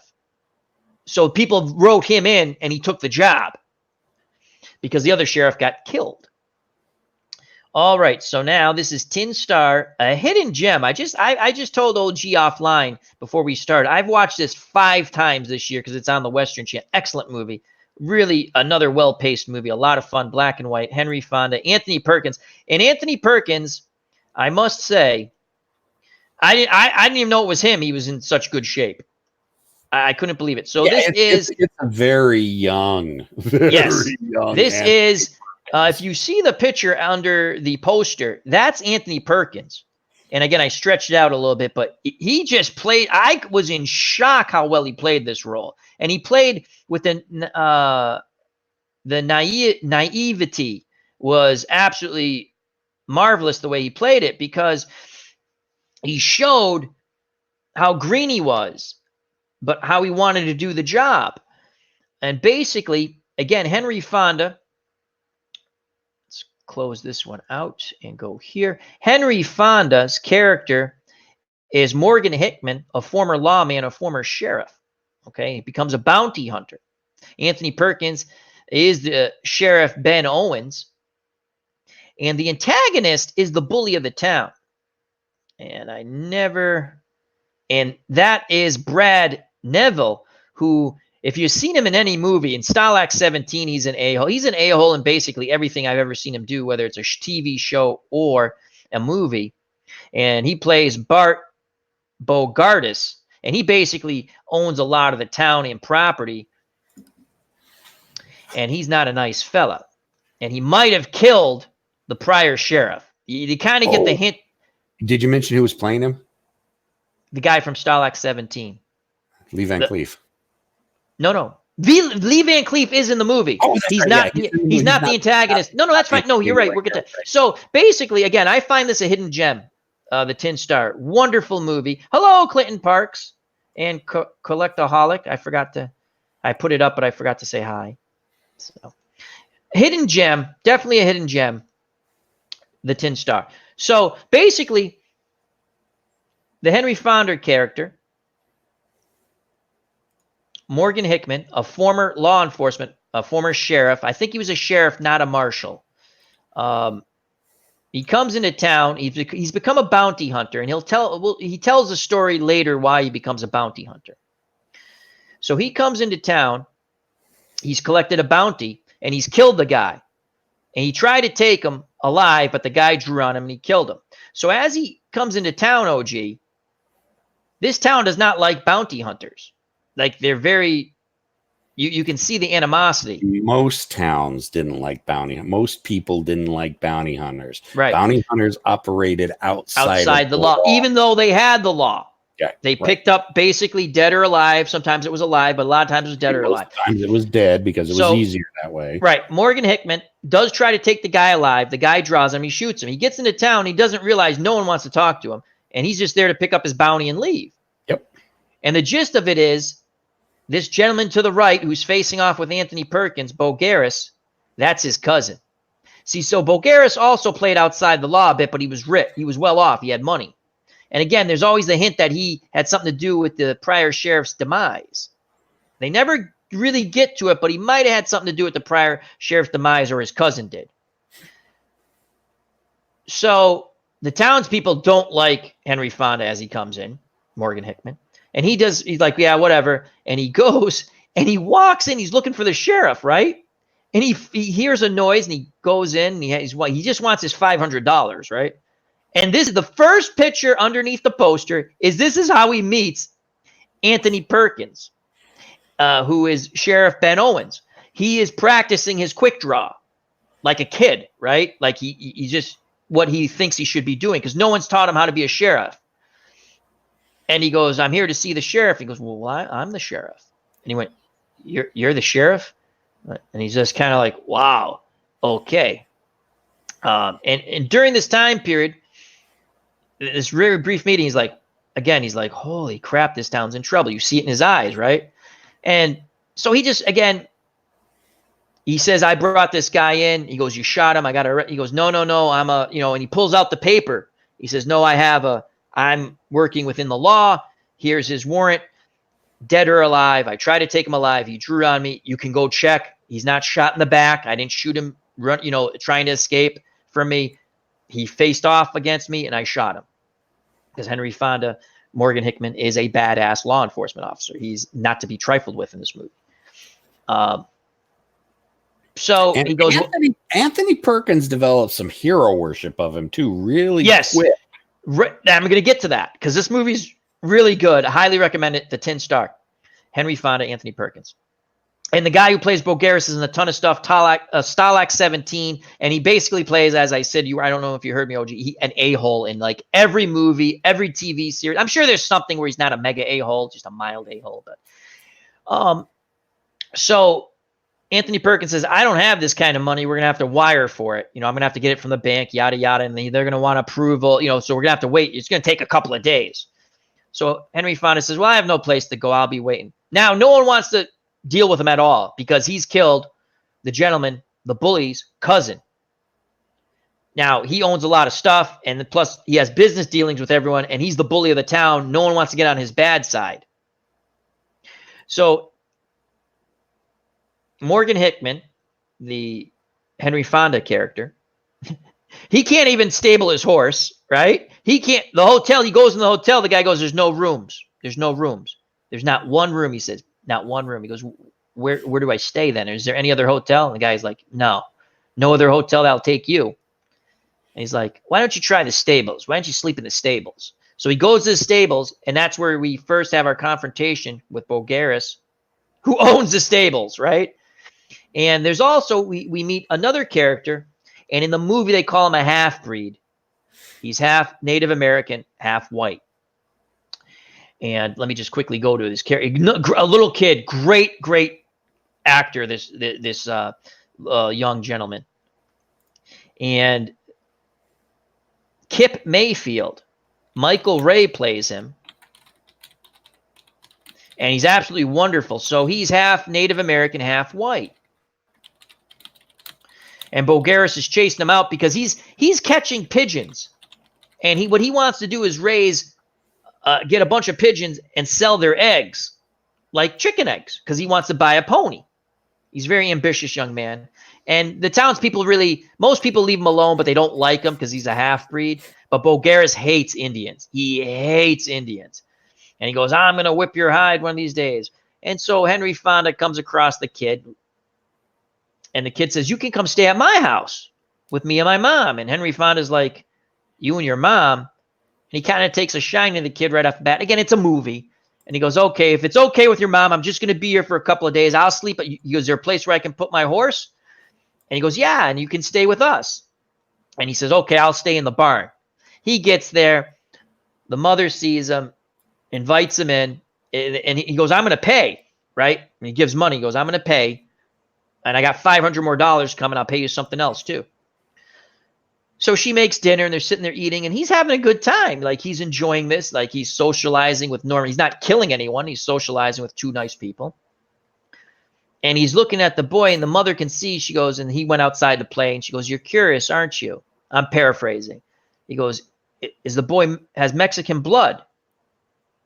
And she goes, no, he has Indian blood. He's a half-breed. Does that bother you? She was married to a Native American, and she was ostracized for that. How silly. They loved each other. They had a child, and I forgot how her husband dies, but he dies. He might have been shot by I don't think he was shot by Bogaris, though, but he dies. Whatever, he dies or whatever. So that relation builds. Now he has this little family unit thing going. He goes back and he's enjoying the time with them. He has a slight argument, or she has a made-up argument, basically, with Henry Fonda, where he doesn't say, he was just in shock a bit, right? It just threw him aback that you married him. But he never said anything. He goes, no, I have nothing against anybody. And he goes, look, I'll go sleep outside. I'll leave tomorrow. I'm sorry I bothered you. She later on, like, they apologize, they make up. And she goes, you can stay here. Because the kid loves him. Like, that brief time, he's very nice to the kid. He talks to the kid. He goes, you shot? He goes, yeah, I brought him in. I'm waiting for mine. And the kid tells him about his plan. I'm going to capture all these pigeons and sell the pigeon eggs and get a pony. And so they're talking about that. So now he goes back into town, right? The next day, he wants his money. He goes, did we get my money? He goes, you got to wait one more day. I'm like, okay. Now, him and Anthony Perkins continue to talk. And he goes, well, Anthony Perkins asks him for advice. How do I become a good lawman? Because I kind of skipped over some stuff because I don't know how to explain. But basically, they have conversations, and he realizes Henry Fonda is really smart, and he tells him about these certain things about how to be a law enforcement, a sheriff. And he goes, and later on, I'm just going to get to it. Henry Fonda tells him, I was a sheriff. I was a good sheriff. And he goes, well, why'd you quit? And he goes, that's personal. He doesn't tell him right off the bat. And so he goes, how did you get? Oh, I missed a huge part. I'm sorry. Anthony Perkins, while Henry Fonda is there to begin with, or he comes back the second day. I can't remember the day is that time period. Bo Garris, the bully, shoots a Native American in his back running away. An old man. An old man, because he's a jerk. He's an animal. He shoots this old man basically for no reason. Other than who's gonna care? Yeah, he just shot him because he didn't like him. And the guy ran away from him and he shot him because he was going to slap him around. The guy didn't want to get slapped around. So he shot the old man because he's an a-hole, right? I'm sorry, I skipped over that part for a second. It's just coming back to me now. So now Anthony Perkins has to go disarm him. And he goes, you killed someone, Bo Garris. He walks into the bar, right? And they're all laughing at him. And he walks out, but he waits. He basically kind of waits for him to come out. And he says, now, he goes, you're going to give me your guns and we're going to go over to the jail and, we're going to wait for the judge and you're going to have a trial. You're saying it was self-defense. And he's sitting there going, you shot him in the back. And he goes, it's self-defense. I have witnesses. And they're all like, yeah, it's self-defense, self-defense. So he goes, that's fine, but we're going to have a trial. And he keeps talking to him, but he doesn't disarm him. So Henry Fonda's watching him. This is the point where he starts asking Henry Fonda's a lot of questions. And Bo Garris actually draws. He's going to draw on the sheriff and kill him. And Henry Fonda, again, it's the movie, shoots him and catches him right in the hand, right? And knocks the gun out. And then Anthony Perkins, the sheriff, Ben Owens, he disarms him and takes him to jail. So they have a trial. Needless to say, he gets off on it was self-defense because we see this as a common theme among most Westerns that the bad guys do go to trial, but they always get let off for some reason. Because they said all of his friends said it was self-defense. Everyone in the bar was his friends. All right. And basically he was just slapping the guy around. The guy was just trying to get away from him and he shot the guy in the back. So Anthony Perkins was telling him, how did you know? What did I do wrong? And he says, you don't walk up to the man. And again, you got to see the movie. I can't. He basically says, you did this wrong. You did that wrong. He goes, if you're going to say you're going to draw, you better draw. Never take your eyes off of him. And he said, because he did this hat trick. Bo Garris took his hat off and kind of brought it down. And basically Henry Fonda is watching him, right? And he realized what's he going to try to do. He's distracting him with the hat, right? And he's going to draw on him. So he tells him what he did wrong. And now that's where OG comes in. And he said, like you said earlier, Anthony Perkins immediately has a man crush on Henry Fonda because this guy can help him. This is what Anthony Perkins wants to be. He wants to help this town. He's a nice young man. He's not afraid. He's not a coward. He's just naive. He's inexperienced. He goes, you got to take these guys alive. He goes, sometimes you can't take people alive. So he's going to go out and teach them. That's what you see in the second photo. He takes them out and he shows them how to shoot. And he goes, yeah, you're pretty quick, but you got to be better. And you got to aim. And so he goes, I want you to hit that target on the river. And he can't hit it. Probably one of the best scenes of the movie. Yeah. And he goes, will you try it? He goes, bah, bah, bah, bah. It's all three targets. And Anthony Perkins like basically having a Joey, a Shane moment with Joey, kind of his eyes pop up like, holy cow. And then the greatest line, he goes, why do you wear your holster down low? Right? I think it's at that same time period. And he goes, the other sheriff wore it down low. And Henry Fonda, he's dead, isn't Morgan he? Hickman goes, the other sheriff's dead. Meaning it didn't work too well for him. And he explains why you don't wear it low and this and that. So all through, he's tutoring in this brief time period he's met him. He takes a shining also to this young man, just like he did to the young boy and his mother. Just he's a nice guy. Just like, I can help him while I'm here just for a little bit. Again, he's just waiting for his money. He wants to get the hell out of there. So he's tutoring Anthony Perkins. Lo and behold, the town council comes, the mayor comes, they go, we want you out of here. He goes, I will leave as soon as I get paid. They go, here's your money. They pay him. He goes, fine. I am out of here tomorrow.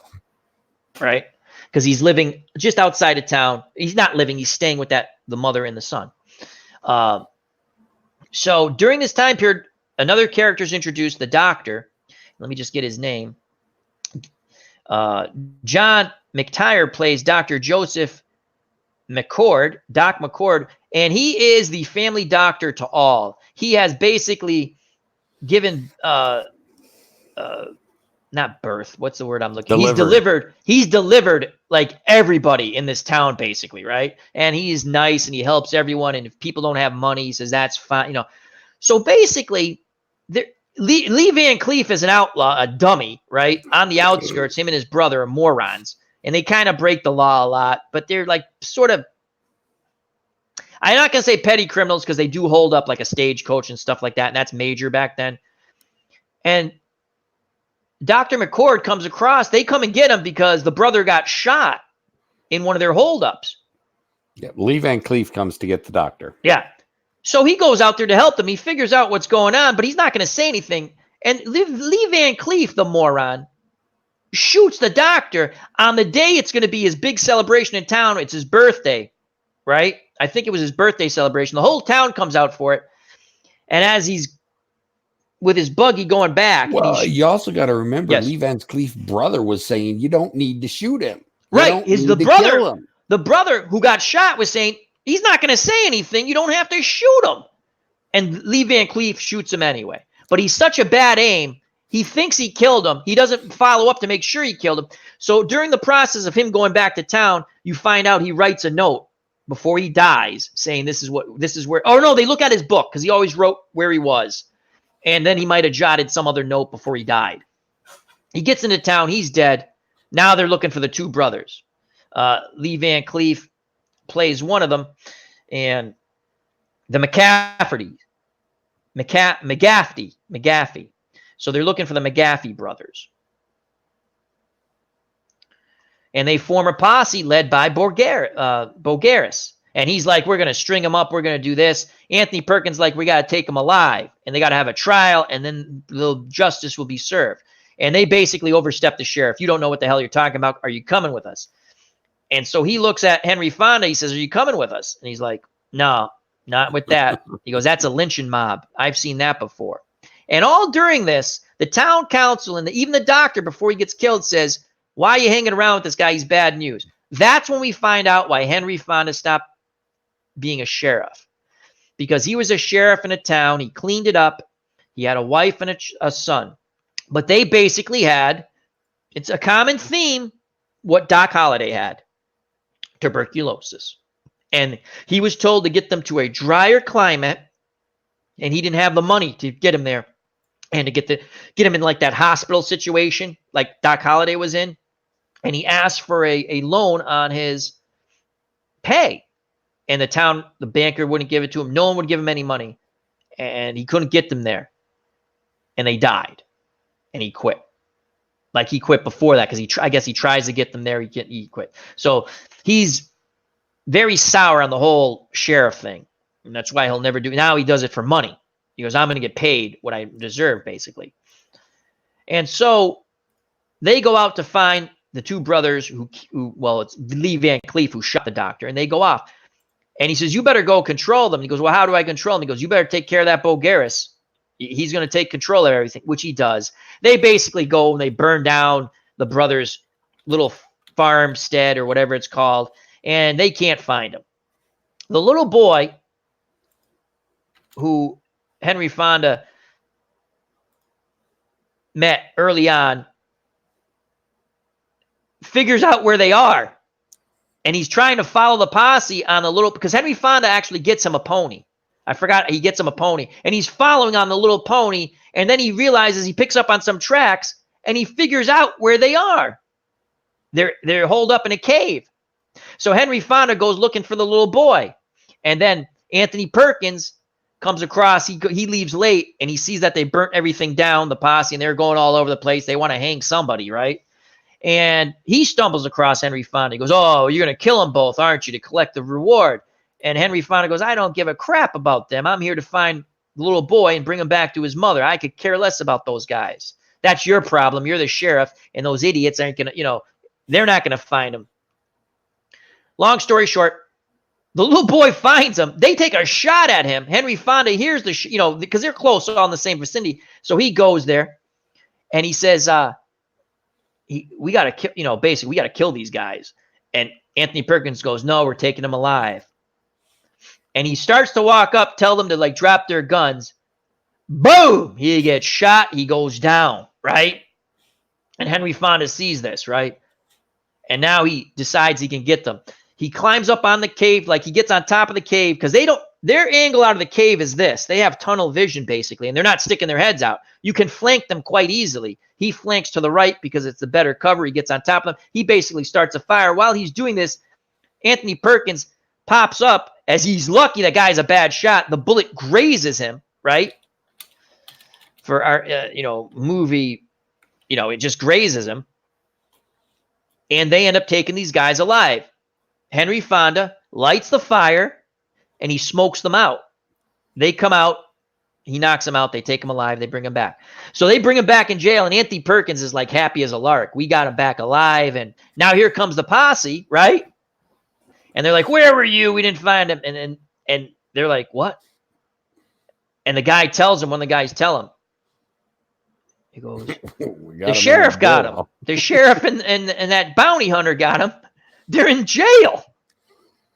As the movie's coming to the movie goes quick, and I want you to watch it. I'm giving you the gist of it, but it's a really well done movie. And he tells the little boy during this time, he goes, "You found him, right?" And he kind of hints to him that you're going to get the reward money. So during this time period, Anthony Perkins goes, "What do I do? What do I do?" And the town council just walks out.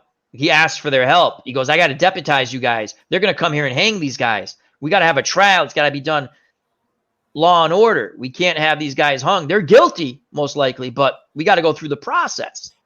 And basically, the elders and the rich people of the town go, "Yeah, we want nothing to do with this. They're guilty anyway. Let them hang."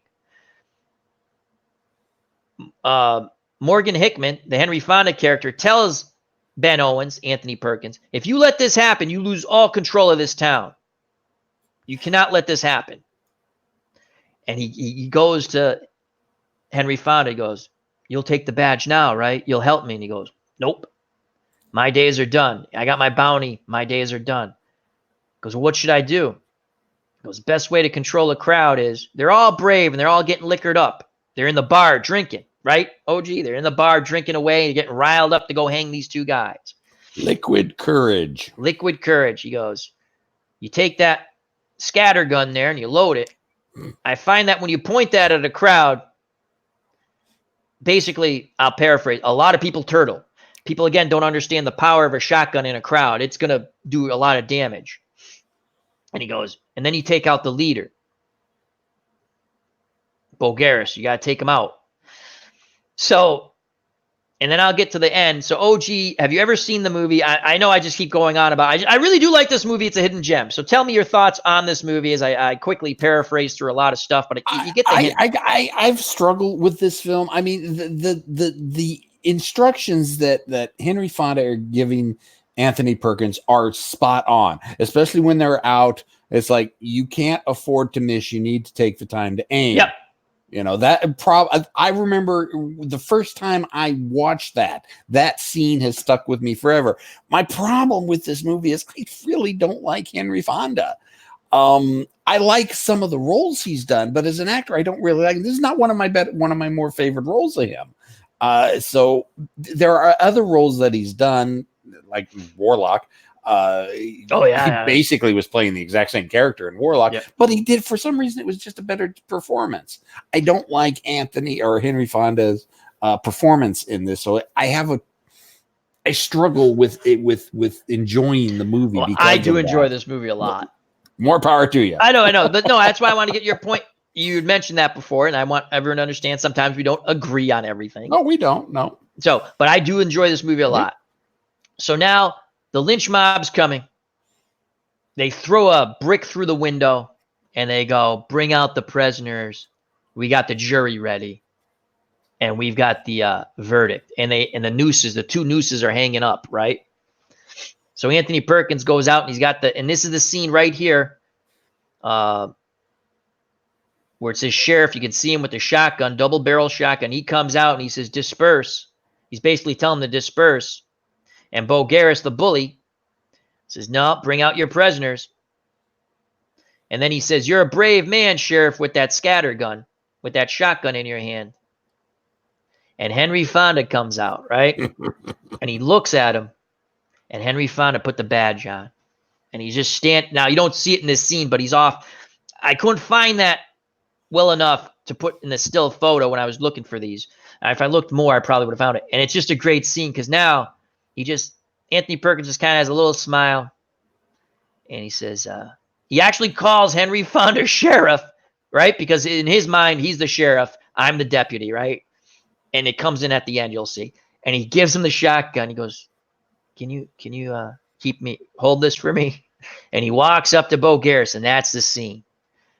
Great scene. He walks up to him, right? He goes, I don't have the shotgun now. Do what you want. I don't have the shotgun now. Come on, Bo Garris. You're a big man. Do it. Do it, Bo Garris. You need some motivation?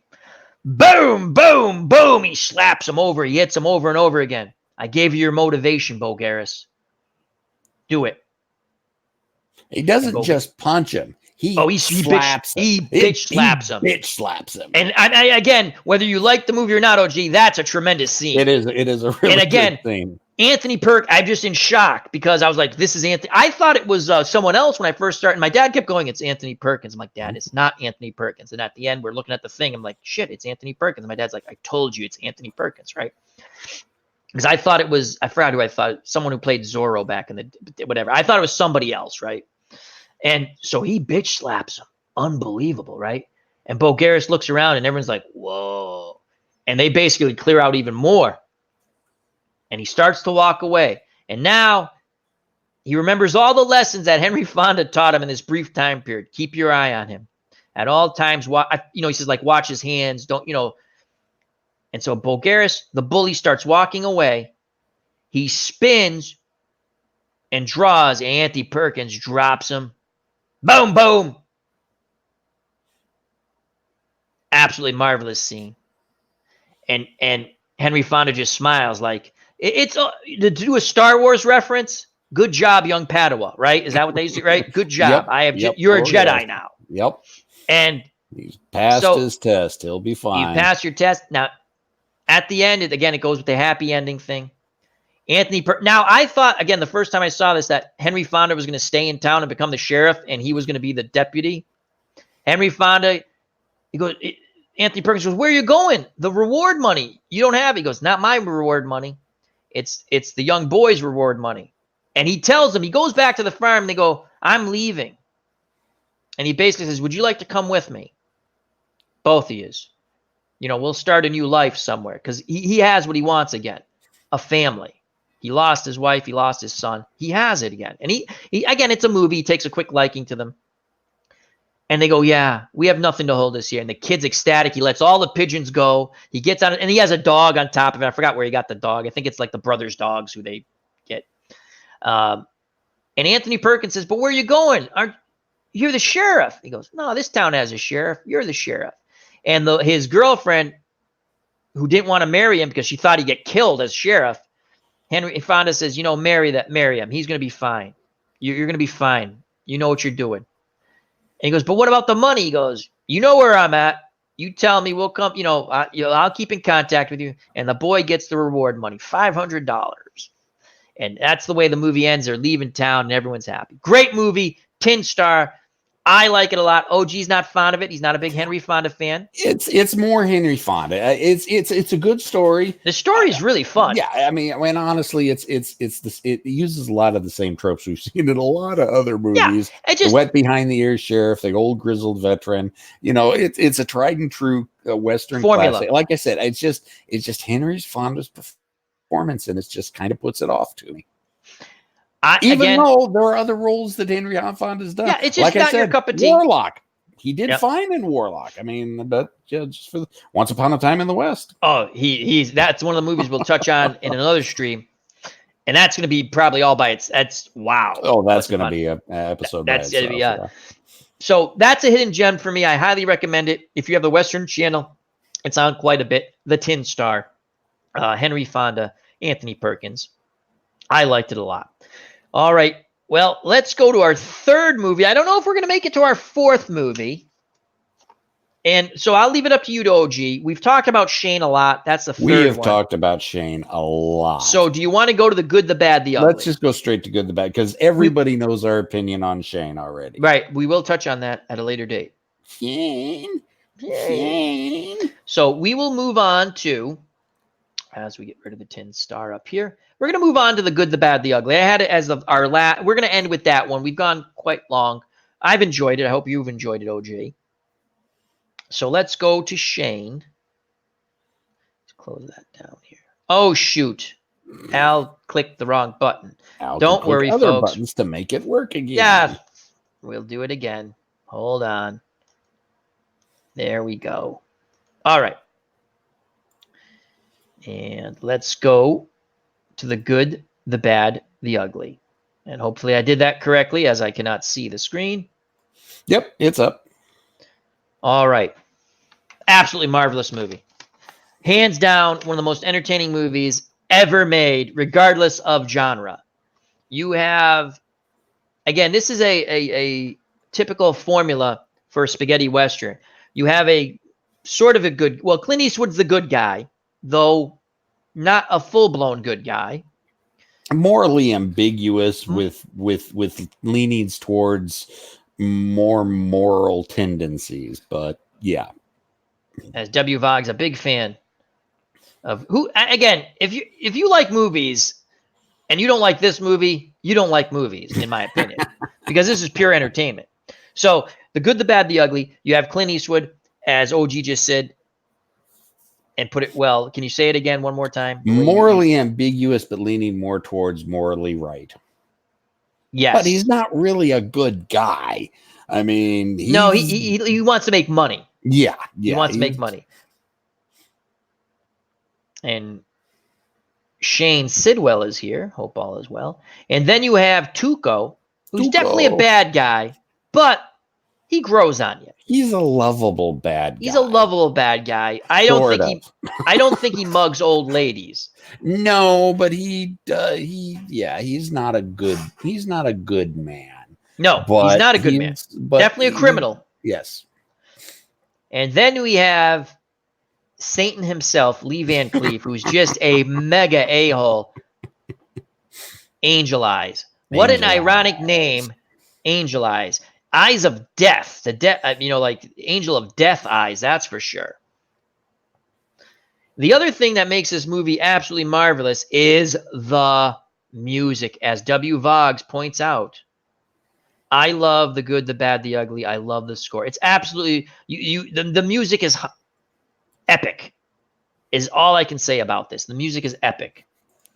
And the music, as I clicked on that, why is that not coming up? You click on music, you want the thing to come up so we can get some information on the music. Ennio Morricone. I probably butchered the fine gentleman's name, but the music is absolutely fabulous. If you've not heard any of the music, just YouTube Good, the Bad, the Ugly soundtrack and enjoy and listen. It sets everything. It puts you in the mood. And there are different scores, and it's so well done. It's got to be one of the best scores in movie history. And there's other good ones too. But I'm just saying this one, everything fits. And it's a standard thing, regardless of what spaghetti western you've watched, whether it's a Clint Eastwood one. He only made 3. He made A Fistful of Dollars. That was the first one. More. Good, A Few Dollars More, and The Good, the Bad, the Ugly. And I think a Few Dollars More was the second, obviously the first one I said was A Fistful. All excellent movie. My favorite actually is A Fistful of Dollars. That I have that on the list. We'll do that in a later. But this is excellent. This is just below. When I was a kid, this was my favorite. And then as I got a little older, I understood the other storyline a little better. So, and if you're not familiar with spaghetti westerns, a lot of these are taken, I guess, from samurai stories. At least A Fistful of Dollars was. I don't know. A lot of spaghetti westerns were based on Akira Kurosawa's samurai the 48 Ronin stories and the Last Samurai story. Yeah, a lot of them are based on a lot of Akira Kurosawa's work from the 30s and 40s. Sergio Leone basically takes that story and puts it in a western because he loved westerns as a kid, obviously, because he made westerns. Yep.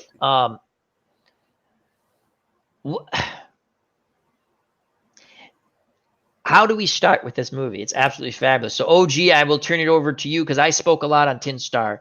So it's your turn, my friend. Oh God, I can't even remember how this one starts. This movie, I'll tell you, it starts with you learn how Clint Eastwood. Clint Eastwood and Tuco are making their money. How they make their money. You're introduced to each character, and the worst introduction is Angel Eyes, the Lee Van Cleef character, because he is a mega bad word. You get him. He's hunting down this is how you meet Lee Van Cleef. He's given a job to find out a name of someone. What name is this guy going by? And he's not told why, but he's paid $500. And when he's given a job, he makes sure the job is seen through. So get the name and kill the guy, basically, right? So, and this is a guy who gives him the job is like a sickly guy, a cripple, or more sick. Maybe he's dying of consumption too. Because it seems like everyone in these movies has tuberculosis. So he finds a guy, the guy's eating, and he's like, the guy's living a nice life now. He has a wife and looks like two boys.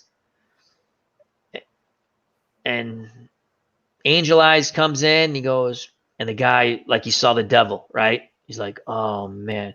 It's like, how did you find me? He goes, it took me a while, but I found you. He goes, I have a job. You're going to give me a name. And the guy gives him the name, right? He goes, basically the guy's like, I'm living a different life. I have a wife. I have kids. I have no problems with you. How much did they pay you? I got paid $500. Goes, throws some money at him, and it clangs because it's coinage, right? Because there's $1,000 in there. I've given you the name. He goes, yeah, you did. But when I'm given a job, I see it through. So he shoots the guy, right? Then the kid comes running and he shoots the son and he leaves. And you see the wife crying and the other, I think there's another younger brother, right? So you see that. So now he goes back to the guy who hired him, right? It's not funny, but it is, right? So he gets there, he goes, and during this, the guy told him a little more about the story, why the guy wanted the name. Because there's $250,000 involved now. Stolen gold shipment. Stolen gold shipment during the Civil War. That's still going on at the time during this. Yep. You got to leave imagination open because they kind of have it all over the place. So he goes back to the guy who hired him. He goes, I got the name for you. It's Bill Cartwright. I believe that was the name, right? Bill Cartwright, yeah. That's good. You did good. You did good. You did good. And he pays him like the rest of his money, right? He hired me. How much? And the guy's laughing, right? How much, right? $1,000. $1,000. And the guy's laughing. And he's like he's sick. He's in bed, right? Yeah, the guy's in bed. The guy's dying anyway. Yeah, he's right? crippled. And he goes like this.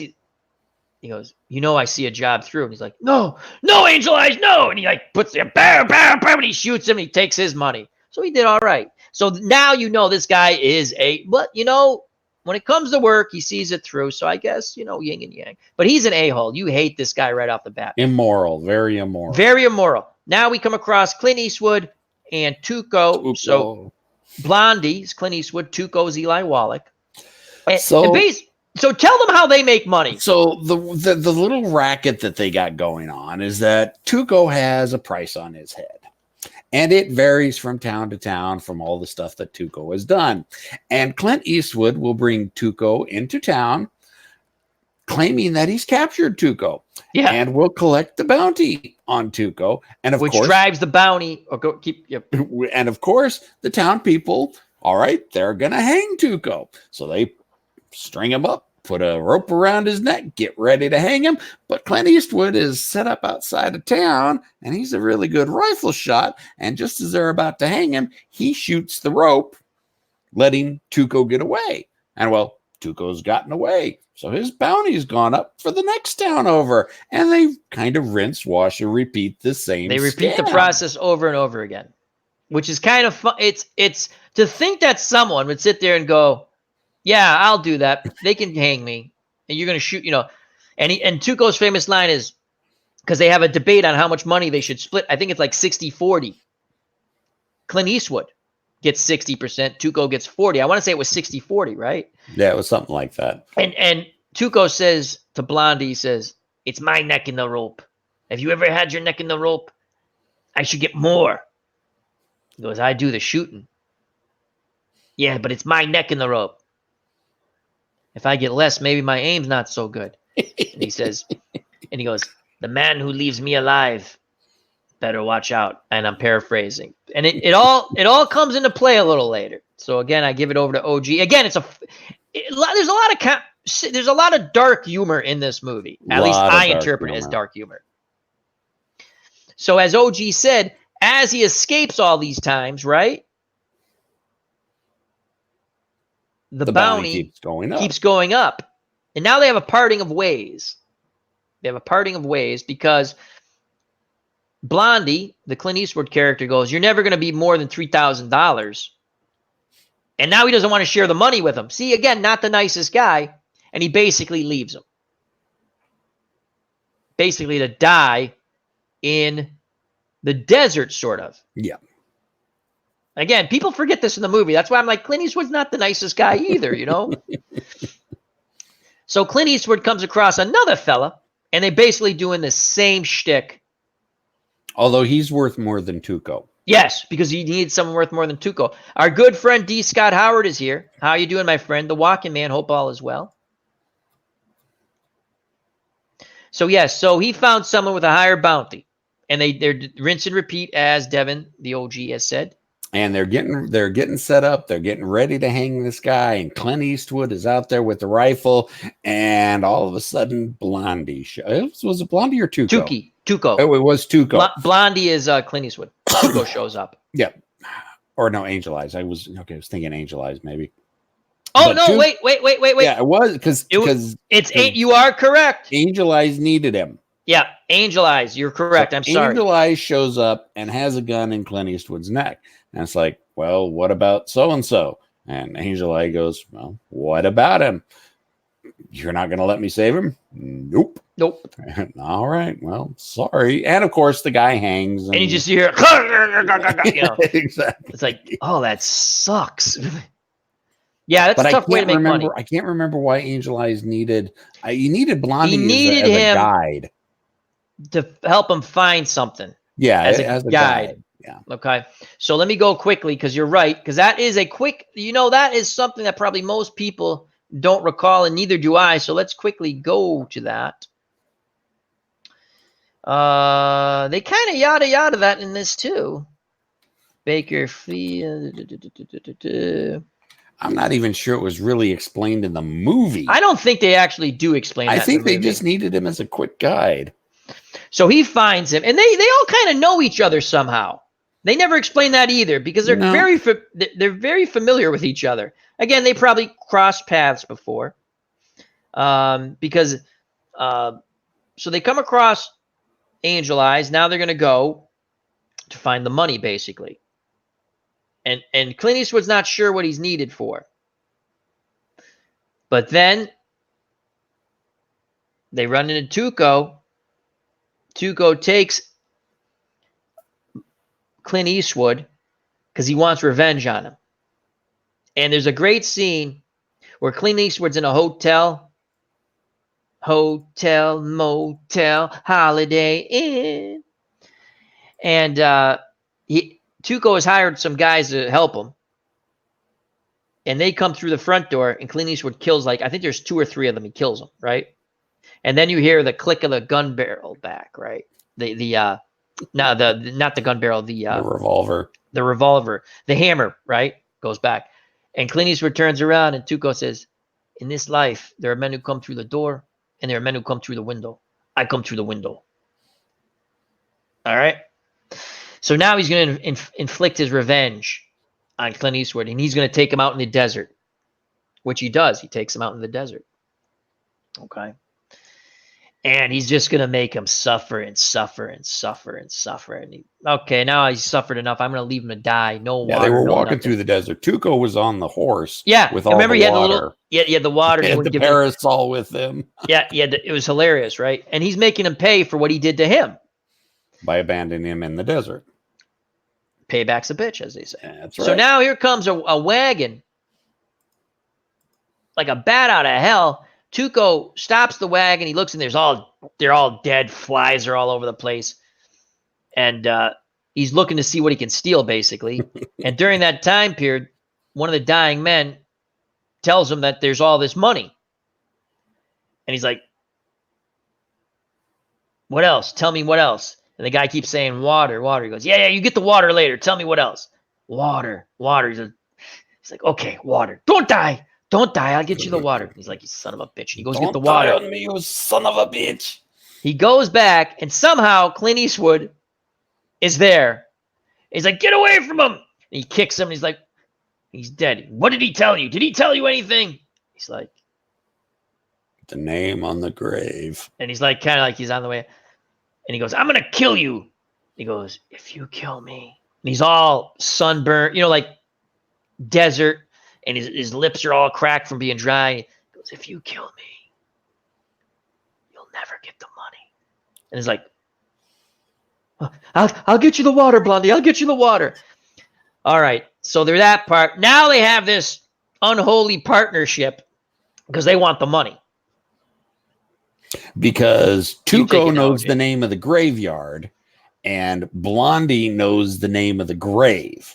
Exactly. So neither one of them can trust the other to tell. So they need to work together because Tuco knows where they're going and Clint Eastwood knows which grave it's grave it is. So again, dark comedy ensues. And much violence will be coming forth. So my type of movie. So now he takes him to a monastery in which his brother is a priest. This is Tuco's brother. And it's a really, again, an unexpected scene for the first time you see this movie. The interaction. The whole point is to get Clint Eastwood healthy again. Or con him into telling you that other part. And you see the civil wars going on. There's a lot of wounded there from both sides because the monastery doesn't care. They take care of either side, north or south. And again, not realistic because, again, they're in Texas. I'm pretty sure the Civil War wasn't fought in Texas. I'm positive. So, because they're on the Mexican border and they keep referencing things like for Texas, and it's just, I'm pretty sure that's inaccurate, but it's a movie. So Clint Eastwood's getting better and better and better, and Tuco's brother's not there, so he's waiting for him. And as Clint Eastwood's getting better, he's like, before he gets better, Tuco's like, "I talked to the father. Why, my friend? Why did it have to be you? It should have been me." And he's giving him all bullshit because he's trying to con him that he's dying. So he'll tell me, he goes, "If I was in your place, I would tell you what I know. So you should tell me what you know. And I will honor your soul all the time. I will honor your soul." And, Clint Eastwood goes like, basically, "The hell with you." Like and he gets better. They nurse him back to health. And now Tuco's pissed. "Come on, we got to get going. Let's get this." Basically, the war is coming, and they're dressed up as Confederate soldiers because they took the uniforms. Why they did that, I'm not quite sure. But because it was the only way they could lead into meeting up. It was a ham-fisted way that they met up with Lee Van Cleef. Honestly, when you get down to it, ignore all logic with the movie. Just that's the one thing I've tried to figure out certain logic. Like I don't get why they did that. But so they're leaving the monastery, and again, an unexpected scene. His interaction with his brother is very well written. It's all well written, but it's an intense, not dark comedy kind of stuff. As him and his brother go back and forth, as the brother who's the priest goes, "Oh, you're still a bandit, I see." And I have to be honest, I think Tuco really just wanted to talk to his brother, get some information about his parents, and actually just give him a hug. I'm not trying to make this a nice kumbaya moment, but that's what I think he wanted, because and the brother just rips into him. You're abandoned. Now you ask about your parents. They're both dead. Your dad just died. Father just died. That's where I was. Mom died 6 years. He gives a time period. I don't remember what it was. He goes, you didn't care. And he just rips into him. Then Tuco looks at him. He goes, I didn't care. I was there for those years when you left. And we tried to grow stuff in the ground and nothing would grow because of the land was horrible. And they have this really intense conversation. He basically gives it right back at his brother and more. And he goes, you took the coward's way out, because in that town, there are two things you became to get out of that miserable life: a priest or a bandit. And I took the tougher way. So now he talks to Clint Eastwood. Basically, both brothers blaming each other. Yes, for the what happened to their parents. Yeah, for the circumstances. Never mentions if he ever sent money home to his parents or anything like that. So I don't assume he did. So Clint Eastwood is better. They're going to go off on their adventure to find the money, to get the money, and probably try to kill each other so they can each get the $250,000 themselves. That's always in the back of my mind when I'm first watching that. And you have to remember, they have Confederate uniforms on. Again, a funny scene. Dark humor is going to come up. And he's lying to Clint Eastwood, going, my brother wanted us to stay. He runs the place. I always know, it's always good to know that a wrench like me, a horrible person like me can always go someplace and get a bowl of soup. Now, he's lying to himself because that's what he wants. He wants his brother to love him, right? And of course, Clint Eastwood knows it's all bullshit. Oh, yeah, Clint Eastwood knows it's all bullshit. He just agrees with him because he knows that's what Tuco needs. Right. Again, they have this weird, they like each other, but they don't like each other. And again, it's a partnership out of wanting to get the money, right? So now they see, now the war's coming to them. They want to get the hell away from the war to get to Should point out, remember, Confederate uniforms are gray. Yes. So Confederate uniforms are gray. Now they're in this desert environment. It's a lot of dust, and they don't know who's coming, right? And Clint Eastwood kind of says, just keep going. Why are you slowing down, sort of? And Tuco doesn't think like these people are going to catch up with them anyway, and he thinks it's going to be suspicious if they just keep, you don't get the gist of it, but he stops. Either they're going at them. I'm trying to, they're coming this way, they're going that way. And Clint Eastwood says, like, turn around. He goes, no. Because he looks and he sees gray uniforms. And he goes, God bless the Confederacy. Long live the South. The hell with the Yankees and all this stuff, right? God loves the South. And now Clint Eastwood goes, God hates idiots. Basically, I'm paraphrasing. And Tuco looks at him, and as they get closer, this parade of soldiers on horses, this cavalry, stops. And the commanding officer, probably a captain or a lieutenant, whatever, I forgot what he had on his. He starts wiping off, and it's blue. The gray dust, and they're blue. They're northern soldiers. So Clint Eastwood and Tuco get taken prisoner, and they go to one of the most miserable camps. This is a reference, a reverse Andersonville in a weird way, because Andersonville was a southern prison. I did not hear. I'm not OG. You're more than the North had some pretty bad prisons. Okay, too, so again, that's why I asked OG. Not quite as bad. Not like Andersonville, though. No, not like Andersonville. Andersonville was awful. They had some pretty bad ones. New York Harbor, they had several ships where they just put prisoners on. They just put the prisoners on, and disease ran rampant through it. And they killed each other, basically, because that's what happens. So they go to prisoner of war camp. And guess who's there? Again, I don't know how the hell this guy's there, but like I said, logic goes right out. Again, they always find each other. So it's Angel Eyes who somehow gets involved in the army, and because he thinks he can make money, and he's basically the second in command of the prisoner of war camp. That's the gist of it. How that happened in such a short period of time, I'm not really sure, but like I said, you got to suspend that. Again, this is where I question. I love the movie. 10 out of 10 stars for me. I mean, whatever you want, 4 out of 4 stars. It's a 10 out of 10 movie for me, right? So, but you got to suspend some things, because as you get older, you start thinking about how the hell do they always find each other? So we'll say he's like the second in command. He really runs the place, and they're basically stealing the supplies to sell it to other people outside, and they sell it to people who need the supplies. It's a whole black market thing, and they're making a ton of money. That's why he's got a good thing going. And he figures, well, I'll catch up to these other guys later. I can make money here. It's good living, right? And the commandant goes, I know what's going on. I know what's going on. You better stop what you're doing. And he just kind of sort of placates him. Well, I don't know what you're talking about, kind of, because he knows the guy's dying. He might kill him anyway, right? To begin I, with, yeah. I always think that Angel Eyes killed the commandant later on. That's just my theory. And so he comes across, and now, as they're in the line, they have they have dog tags. No, it was, he knows the name Bill Carson.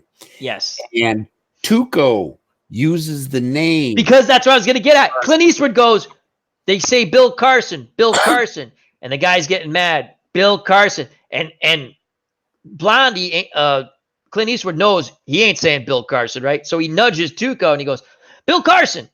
And, oh, boy, worst thing he ever said come out of his mouth. So when they go Angel Eyes, he's in on that. He thinks that that's Bill Carson. Yes, because he doesn't know yet. The gold is buried. So he brings Tuco in, and they gives him a he gives him a meal. Yeah, and you knew Tuco knew something was weird because remember the table was nailed down. Right? The table was nailed down because they're basically going to beat the shit out of him, and they don't want him to grab anything and pick it up, right?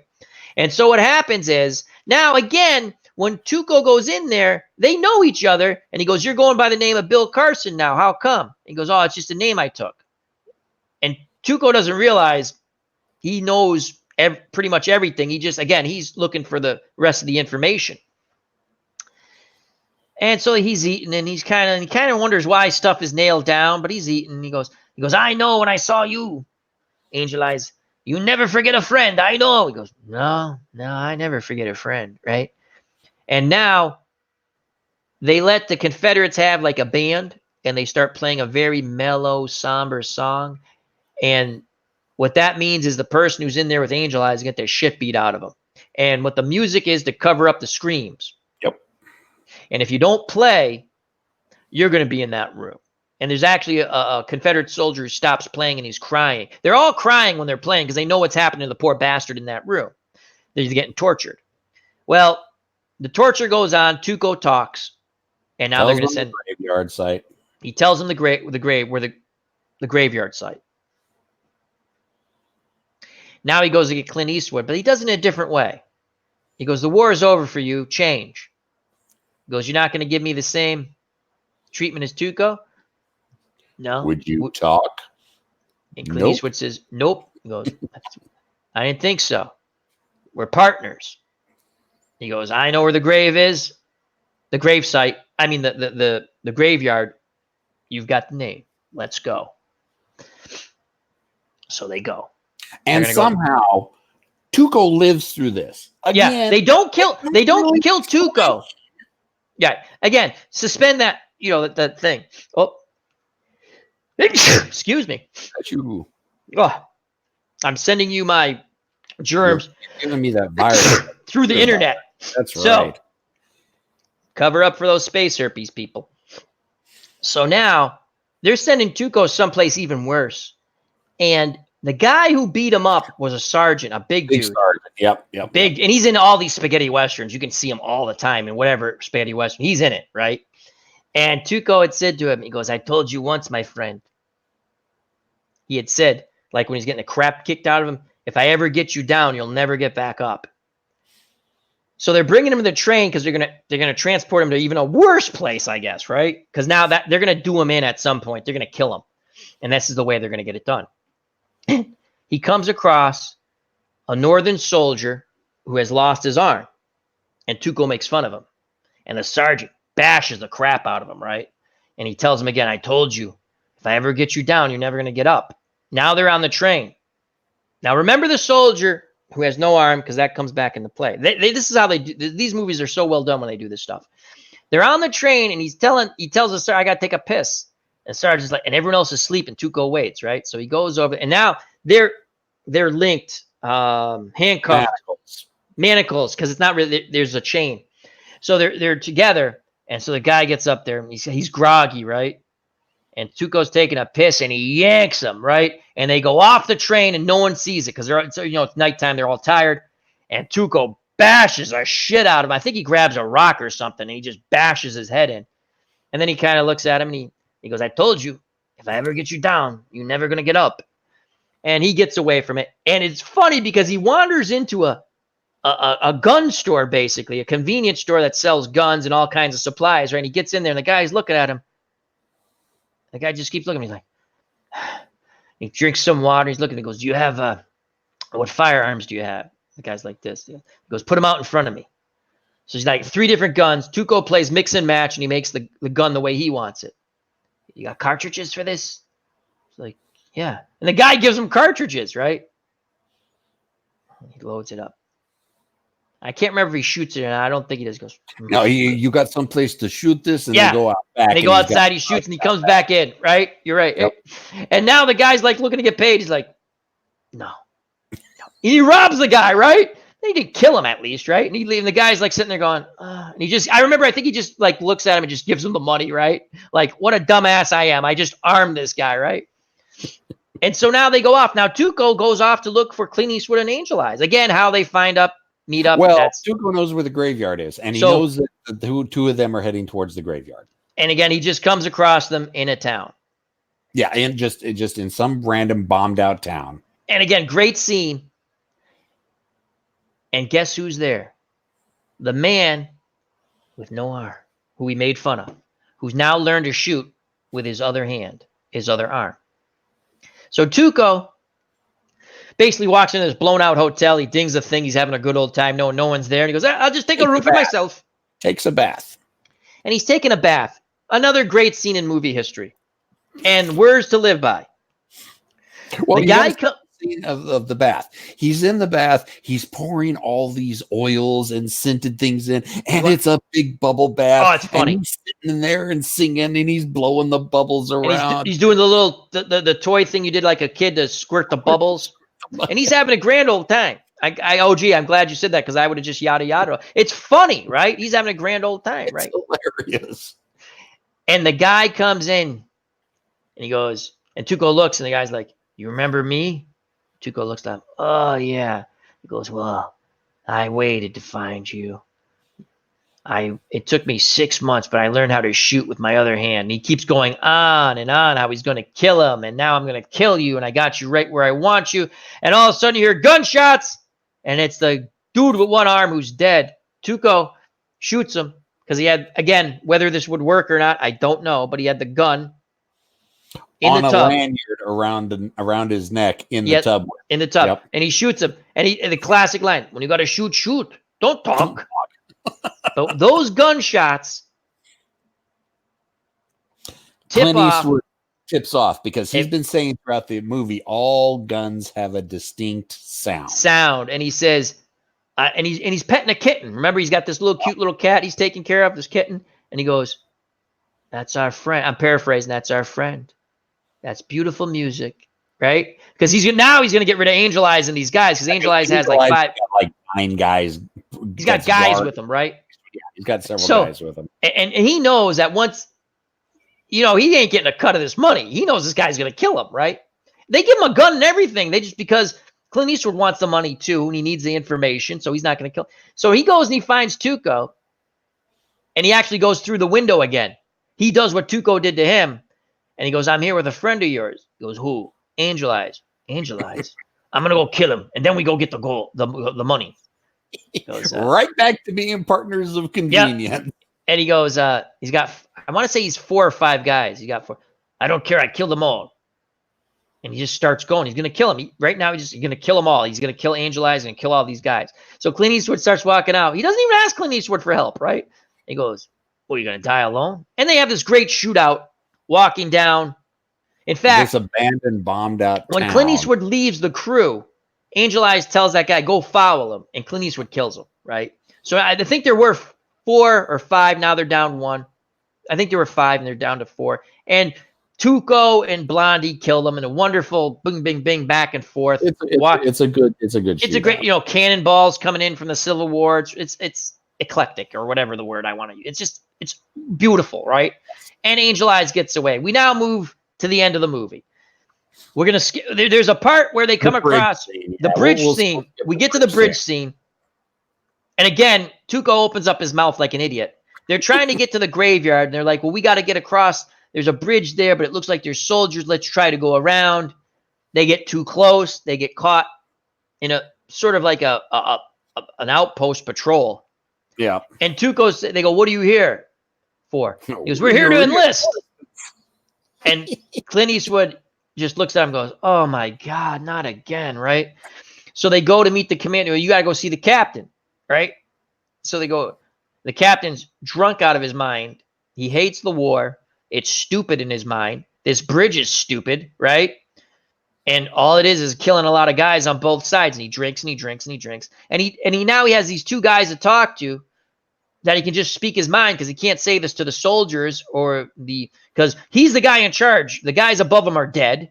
They ain't no one coming. He's in charge. The captain's in charge. So he has some lieutenants and I would assume some corporals and stuff. But he's in charge. So I have to assume whoever's there above him were killed.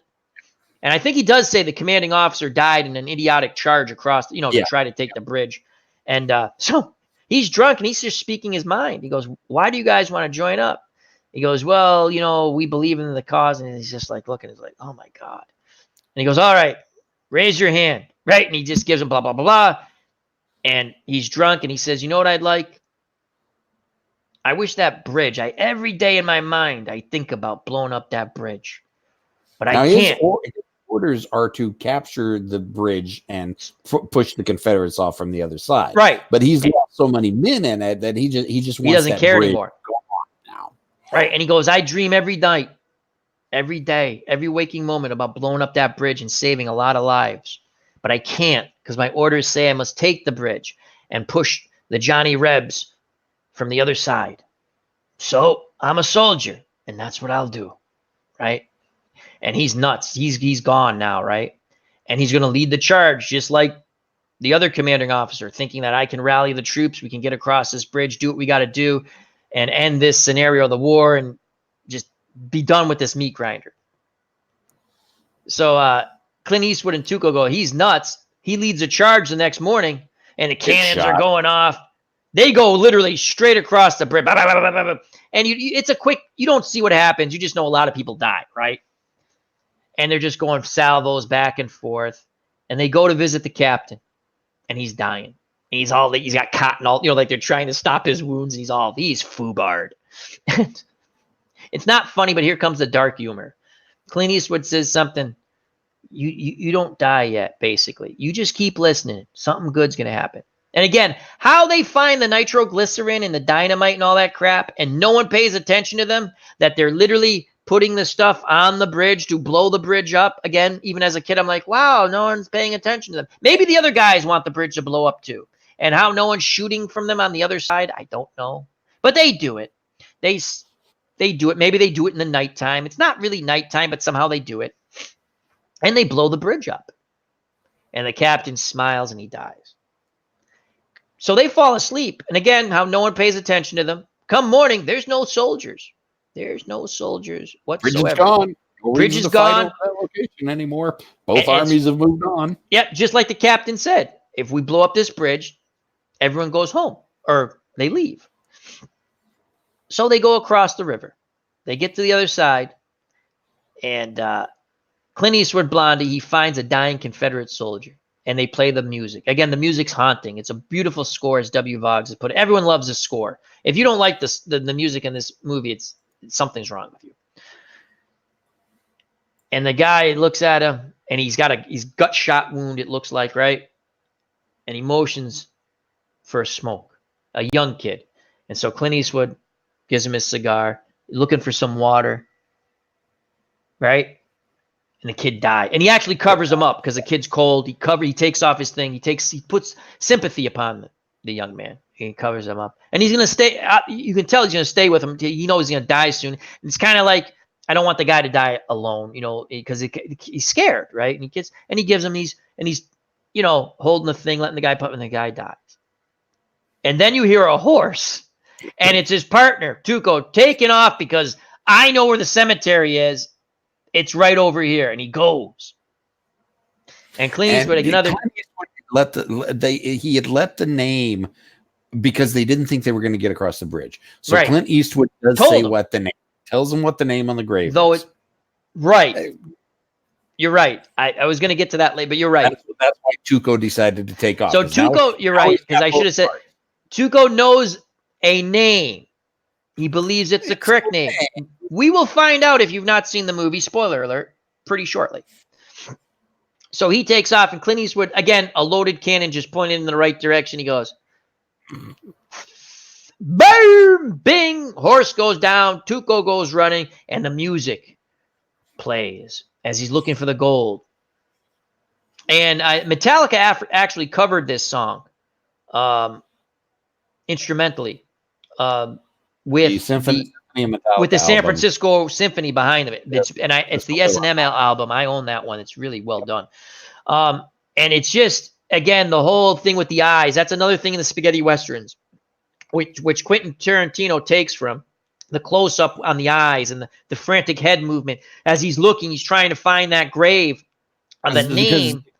The graveyard, you can kind of see it in the pictures because that's what most of these pictures here. Yep. It's done in a circular motion. So Tuco is frantically running around trying to find the grave site with the name on it.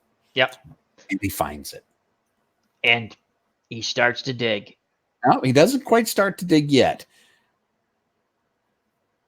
No, he starts a little bit. He doesn't have a shovel. He breaks the thing. Right. And he starts to dig with the wood. You're right. He just begins to dig. And then the classic clicking of the gun. And then the shovel toss. And he turns, and there's Clint Eastwood. And he says, you dig with that. In this world, there are two types of men. Yep. Those with shovels. Well, no, that comes... that comes later. Yeah, that comes a little late, but you're right. That's the gist of it early, right? And he goes, dig. This will help you. You'll dig better with this. So Tuco doesn't care because he's like, I'm going to get the gold and I'll talk about, in his mind, he doesn't give a shit. We're going to get the money. We're partners. The one thing you could say about Clint Eastwood was he always, usually, if he said you're partners, you're partners. Do you remember? He would save the guy from being hung all the time, right? Until he felt that there was no more money to be made, and he basically left him to die in the desert. So again, Tuco's just thinking, I'll cooperate now, and I'll probably hit him with a shovel or some crap like that. Yep. So he digs it up, and as he's doing that, ominous music plays, and a second shovel is thrown in, and it's that son of a bitch Angel Eyes, and he says, 2 can dig better than 1. And of course, he's got the rifle on Clint Eastwood. Yeah, he's got the gun on Clint Eastwood, right? And Tuco's looking at him. Eastwood's looking at him, and he goes, "You're not digging." No. Pick up the shovel. No. I'm paraphrasing because I'm not thinking. He goes, it's not the right grave. He goes, open it up. Okay. It gets to the point where Tuco finally opens it up. Yeah. But there's no gold there. There's a body. Yeah, it's a fake skeleton looking thing. Completely freaks out about this. And he's like, and he does the whole, because he's dug up a dead body, which is sacrilege, right? It's like, and he goes, he looks at him. Give me the right name. He goes, you think I would have told you the right name? He goes, we're going to have to work for this. And this is the scene in the middle where now he has the discussion. He goes, I'm going to write the name on the bottom of this of this rock. And he walks, and they walk. They're like in a triangle, sort of. Okay, and it's a circle, but you can see it's a triangle in that middle picture. You know how there's 2 and 1, and they're just watching. He puts the rock down. He goes, "We're gonna have to earn this. We're gonna have to earn this." He gives Tuco his gun back. Yeah, and so they're all armed. They're gonna have to earn this. Three-way showdown. It's a 3-way showdown, as OG says. The music starts to play. OG, take it away. And so again, I was mentioning it earlier. It's all focusing in on the eyes as they're glancing back and forth at each other, and they're all looking at each other, and the music is starting to pick up in pace and frenzy, and all of us just explodes, and they slap leather, and of course, Clint Eastwood guns down Lee Van Cleef. Awesome. Angel Eyes. And of course, Tuco is going for his gun, and he's trying to shoot at Angel Eyes as well, but his gun is just clicking. And Clint Eastwood walks over to him, says, I took the guns out of your bullet last night. I took the bullets out. Yeah. Because Tuco says, "When did you do it, you son of a bitch?" Last night. You think I'm going to trust you with a loaded gun, right? So Clint Eastwood picks up the rock and hands it to Tuco. And Tuco's thinking, great, now we've got the name. And he looks at the rock. He says, there's no name on the bottom of this rock. Clint Eastwood looks at him and says, there's no name on the grave either. And Tuco gets real confused, and he walks over to the grave that he had just dug up. The gold is in the unmarked grave next to whatever the name was. And he gives Tuco the shovel. And then that's the line. That's the line. There are two kinds of people in this world: those who have guns and those who dig. Those who have loaded guns and those who dig. You, my friend, dig. I don't know if he called him his friend, but and so he throws in the shovel. Tuco digs frantically, and they find it. And Tuco takes a shovel and goes, and he smashes it over the bag, and gold coins all over the place. And you're like this, and he's laughing, Blondie, we did it, Blondie, we did it. And as he says that, you see a shadow of a noose. And I have to tell you something. As a kid, and even now, I'm like, Clint, why? Right? Because you just think you went I know it's like a partnership of convenience, but I was like, whoa. The first time I saw this movie, OG, I was like, holy shit, he's going to hang him. So he goes. And it gets even better. Yes. So take it away, my friend. You've got Tuco in the noose, standing on a rickety cross, hands tied behind his back. And he left him his half. He left him his half. He took only half the gold, loaded it up on his horse, and left the other half all around the cross that Tuco was standing on. And of course, Clint Eastwood gets on his horse and starts riding off. And that's when probably the most famous soundtrack part of the movie, and I would love to play it, but you can easily find it online. So just type in last scene. And so Clint Eastwood is riding away. Of course, Blondie's just going off. He's Blondie, or Tuco's just going off. Blondie, you come back here. And every time he yells, he shifts himself, and the noose tightens because he almost falls off the wooden cross. The more he moves, the worse it is. Continue, OG. And Clint Eastwood goes over the hill, and there's silence. And Tuco is frantic now, and he's panicking. He's screaming for Blondie. And then a few seconds later, you hear the sound, that thumping sound start up again. Yep. And Clint Eastwood comes back over the hill, and he pulls out his rifle. And of course, Tuco thinks he's probably just going to shoot him, just to be done with this, die quick. But no, Clint Eastwood shoots the rope, just like old days. And Tuco lands right head first on the gold. He gets up. He goes, Blondie, Blondie, you know what you are. You're a son of a whoa. And that's how the movie. And it just goes to the music and the credits. Absolutely awesome movie. The good, the bad, the ugly. I hope we did it justice. I hope so too. Again, we just wanted to talk about these Westerns. We skipped over Shane. We'll touch on that another time because I talk about it all the time. Shane. So the movies we touched on today, and we touched on Tombstone, which we gave over an hour to because OG. It was a lot of fun. OG did a great job. He carried the ball on that one. I touched on Tin Star, the Tin Star. I highly recommend. OG doesn't like it so much. He's not fond of it. It's a good story. I just don't like Henry Fonda in it. That's fine. That's my takeaway. I consider it. So let's just go back real quick. Tombstone.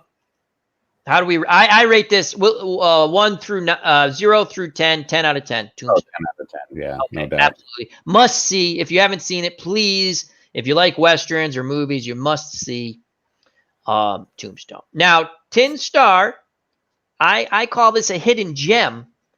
Again, I've watched it 5 times this year. It's the first time I've ever seen this movie on the Western Channel. My dad and I watch a lot of Westerns. I give this a solid 7 out of 10. A solid 7 out of 10. And it's very good. I could go higher than that. I can't give it a 10 out of 10, 9 out of 10. I'm going to give it a 7 out of 10. I think it's a really good grade. Very enjoyable movie. I'm probably rating it a little low for me because I watch it every time it's on. It's just the whole Padua thing, the you're now a Jedi kind of thing, and I think it's well done. OG, again, you said you're not a I you just didn't care hate to go under a 6. I would have to give this a low 6.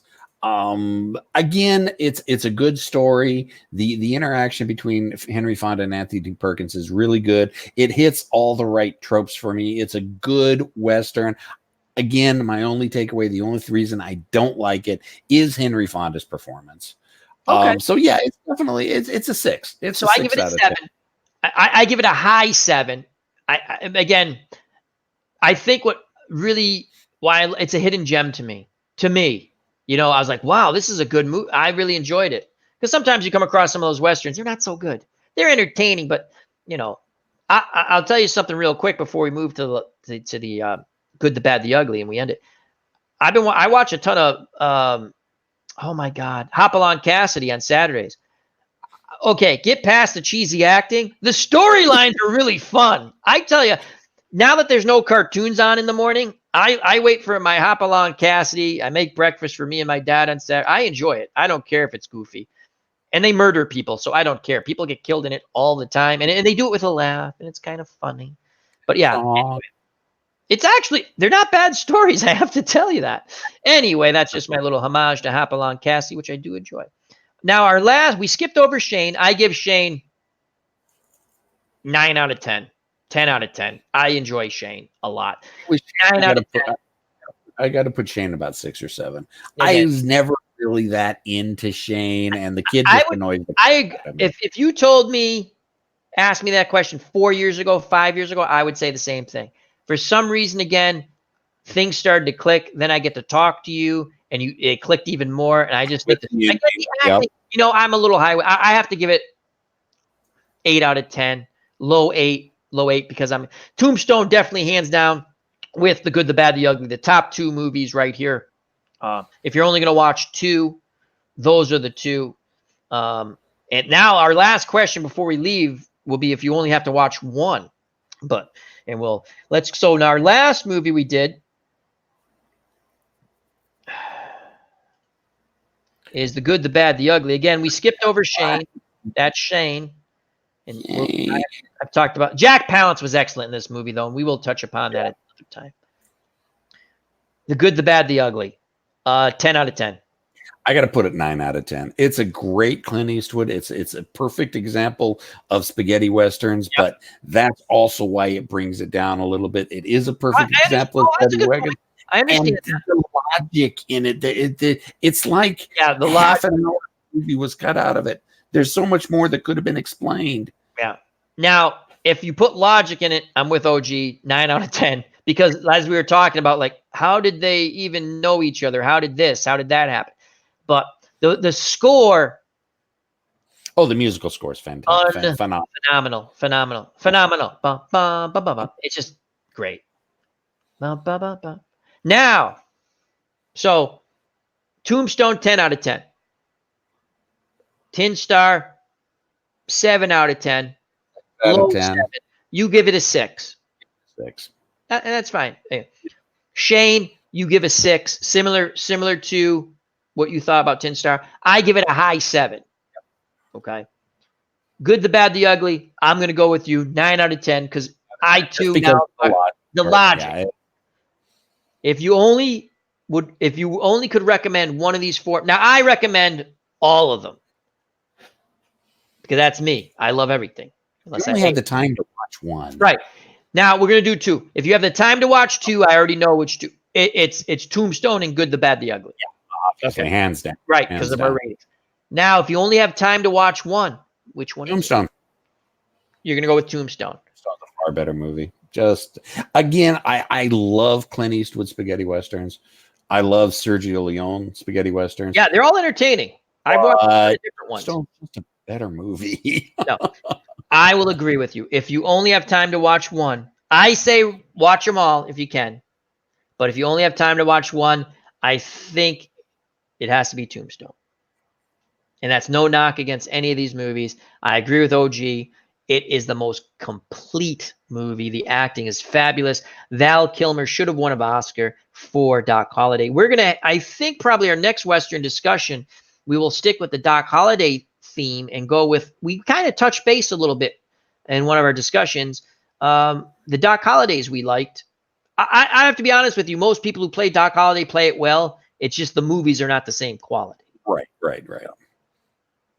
So one movie, we agree, if you can only watch one, time for one. And we're going to say if you only have time for one, because you might be able to watch them all down the line. You might say you don't want to watch any, but you wouldn't be watching this or listening to us if that's the fact. We agree that it's Tombstone. Definitely. So let's put that up. And again, there's no right or wrong answer. It's just our personal opinions. And you can see that OG and I did not agree. I like Tin Star a lot more than OG did, and I like Shane a lot more than OG does. So hope everyone. Oh, before we go, I've got a bit of information for you that you were going to love. Yes. King Kong versus Godzilla. Yes. According to the official book written by the director and writer of Godzilla. Yes. Godzilla did not lose. In the original. No, in the original Godzilla. No, Godzilla versus King Kong. He said it was a tie. And that is from the official word from the director. See, they play it off like he loses, which really pisses me off. Okay, now the thing is, there are two different endings, sorta. Everybody was for the longest time. We were like, no, there's not. Okay, that's what I'm getting to. Okay, good, cool. Everybody thinks that there were two different endings that were filmed because of how the translation came out. The two different endings, you have the subtitled version and you have the English dub version. Yep. The film length is exactly the same. There actually was supposed to be a giant octopus that was supposed to show up in the end of that movie as well, but that never got put into the movie. That would have been interesting. It would have been interesting, right? But in the dubbed version, they made it sound like Godzilla 1. In the subtitled version that was released in Japan, and the subtitled version, they made it sound like Godzilla 1. They got the translation just a bit wrong on the English dubbed version, which made it sound like King Kong 1. Well, it wasn't intentional. It's just they had two different set of translators, and just the way the Japanese would translate out. That's an awesome fun fact at the end of our Western discussion. That is awesome. We'll have one. It was funny because Nurse Teresa called me today, and she's like, "You'll never guess what I'm watching." I go, "What?" And she goes, "They have a Godzilla marathon on," and I don't have that channel because it's over air, and I go, "You have to watch just a little bit for me." She goes, "Okay." So yeah, I figured you'd appreciate hearing that. Oh, Godzilla did that. By official canon, it was a tie. It's still one of my favorite movies. Again, cheeseball, cornball, popcorn fun. I don't care. I love Godzilla and King Kong. So that's how we ended our Western stream right now, talking Godzilla, King Kong. Again, thank you to everyone. Hope everyone enjoyed it. And if we picked out of these four movies, if you just had time for one, I personally hope you can somehow watch all four. But if you just had time for one, Tombstone. But in my opinion, they're all a lot of fun. Tombstone, The Good, the Bad, the Ugly, Tin Star, and Shane. So, OG, final questions, comments, concerns, complaints, criticisms in the comments section. Thank you very much, our good friend OG Devin. Remember, if you don't subscribe to the channel, please do so. Health and happiness. Till next time, take care. Bye-bye. God bless. You know what's coming, folks. Peace.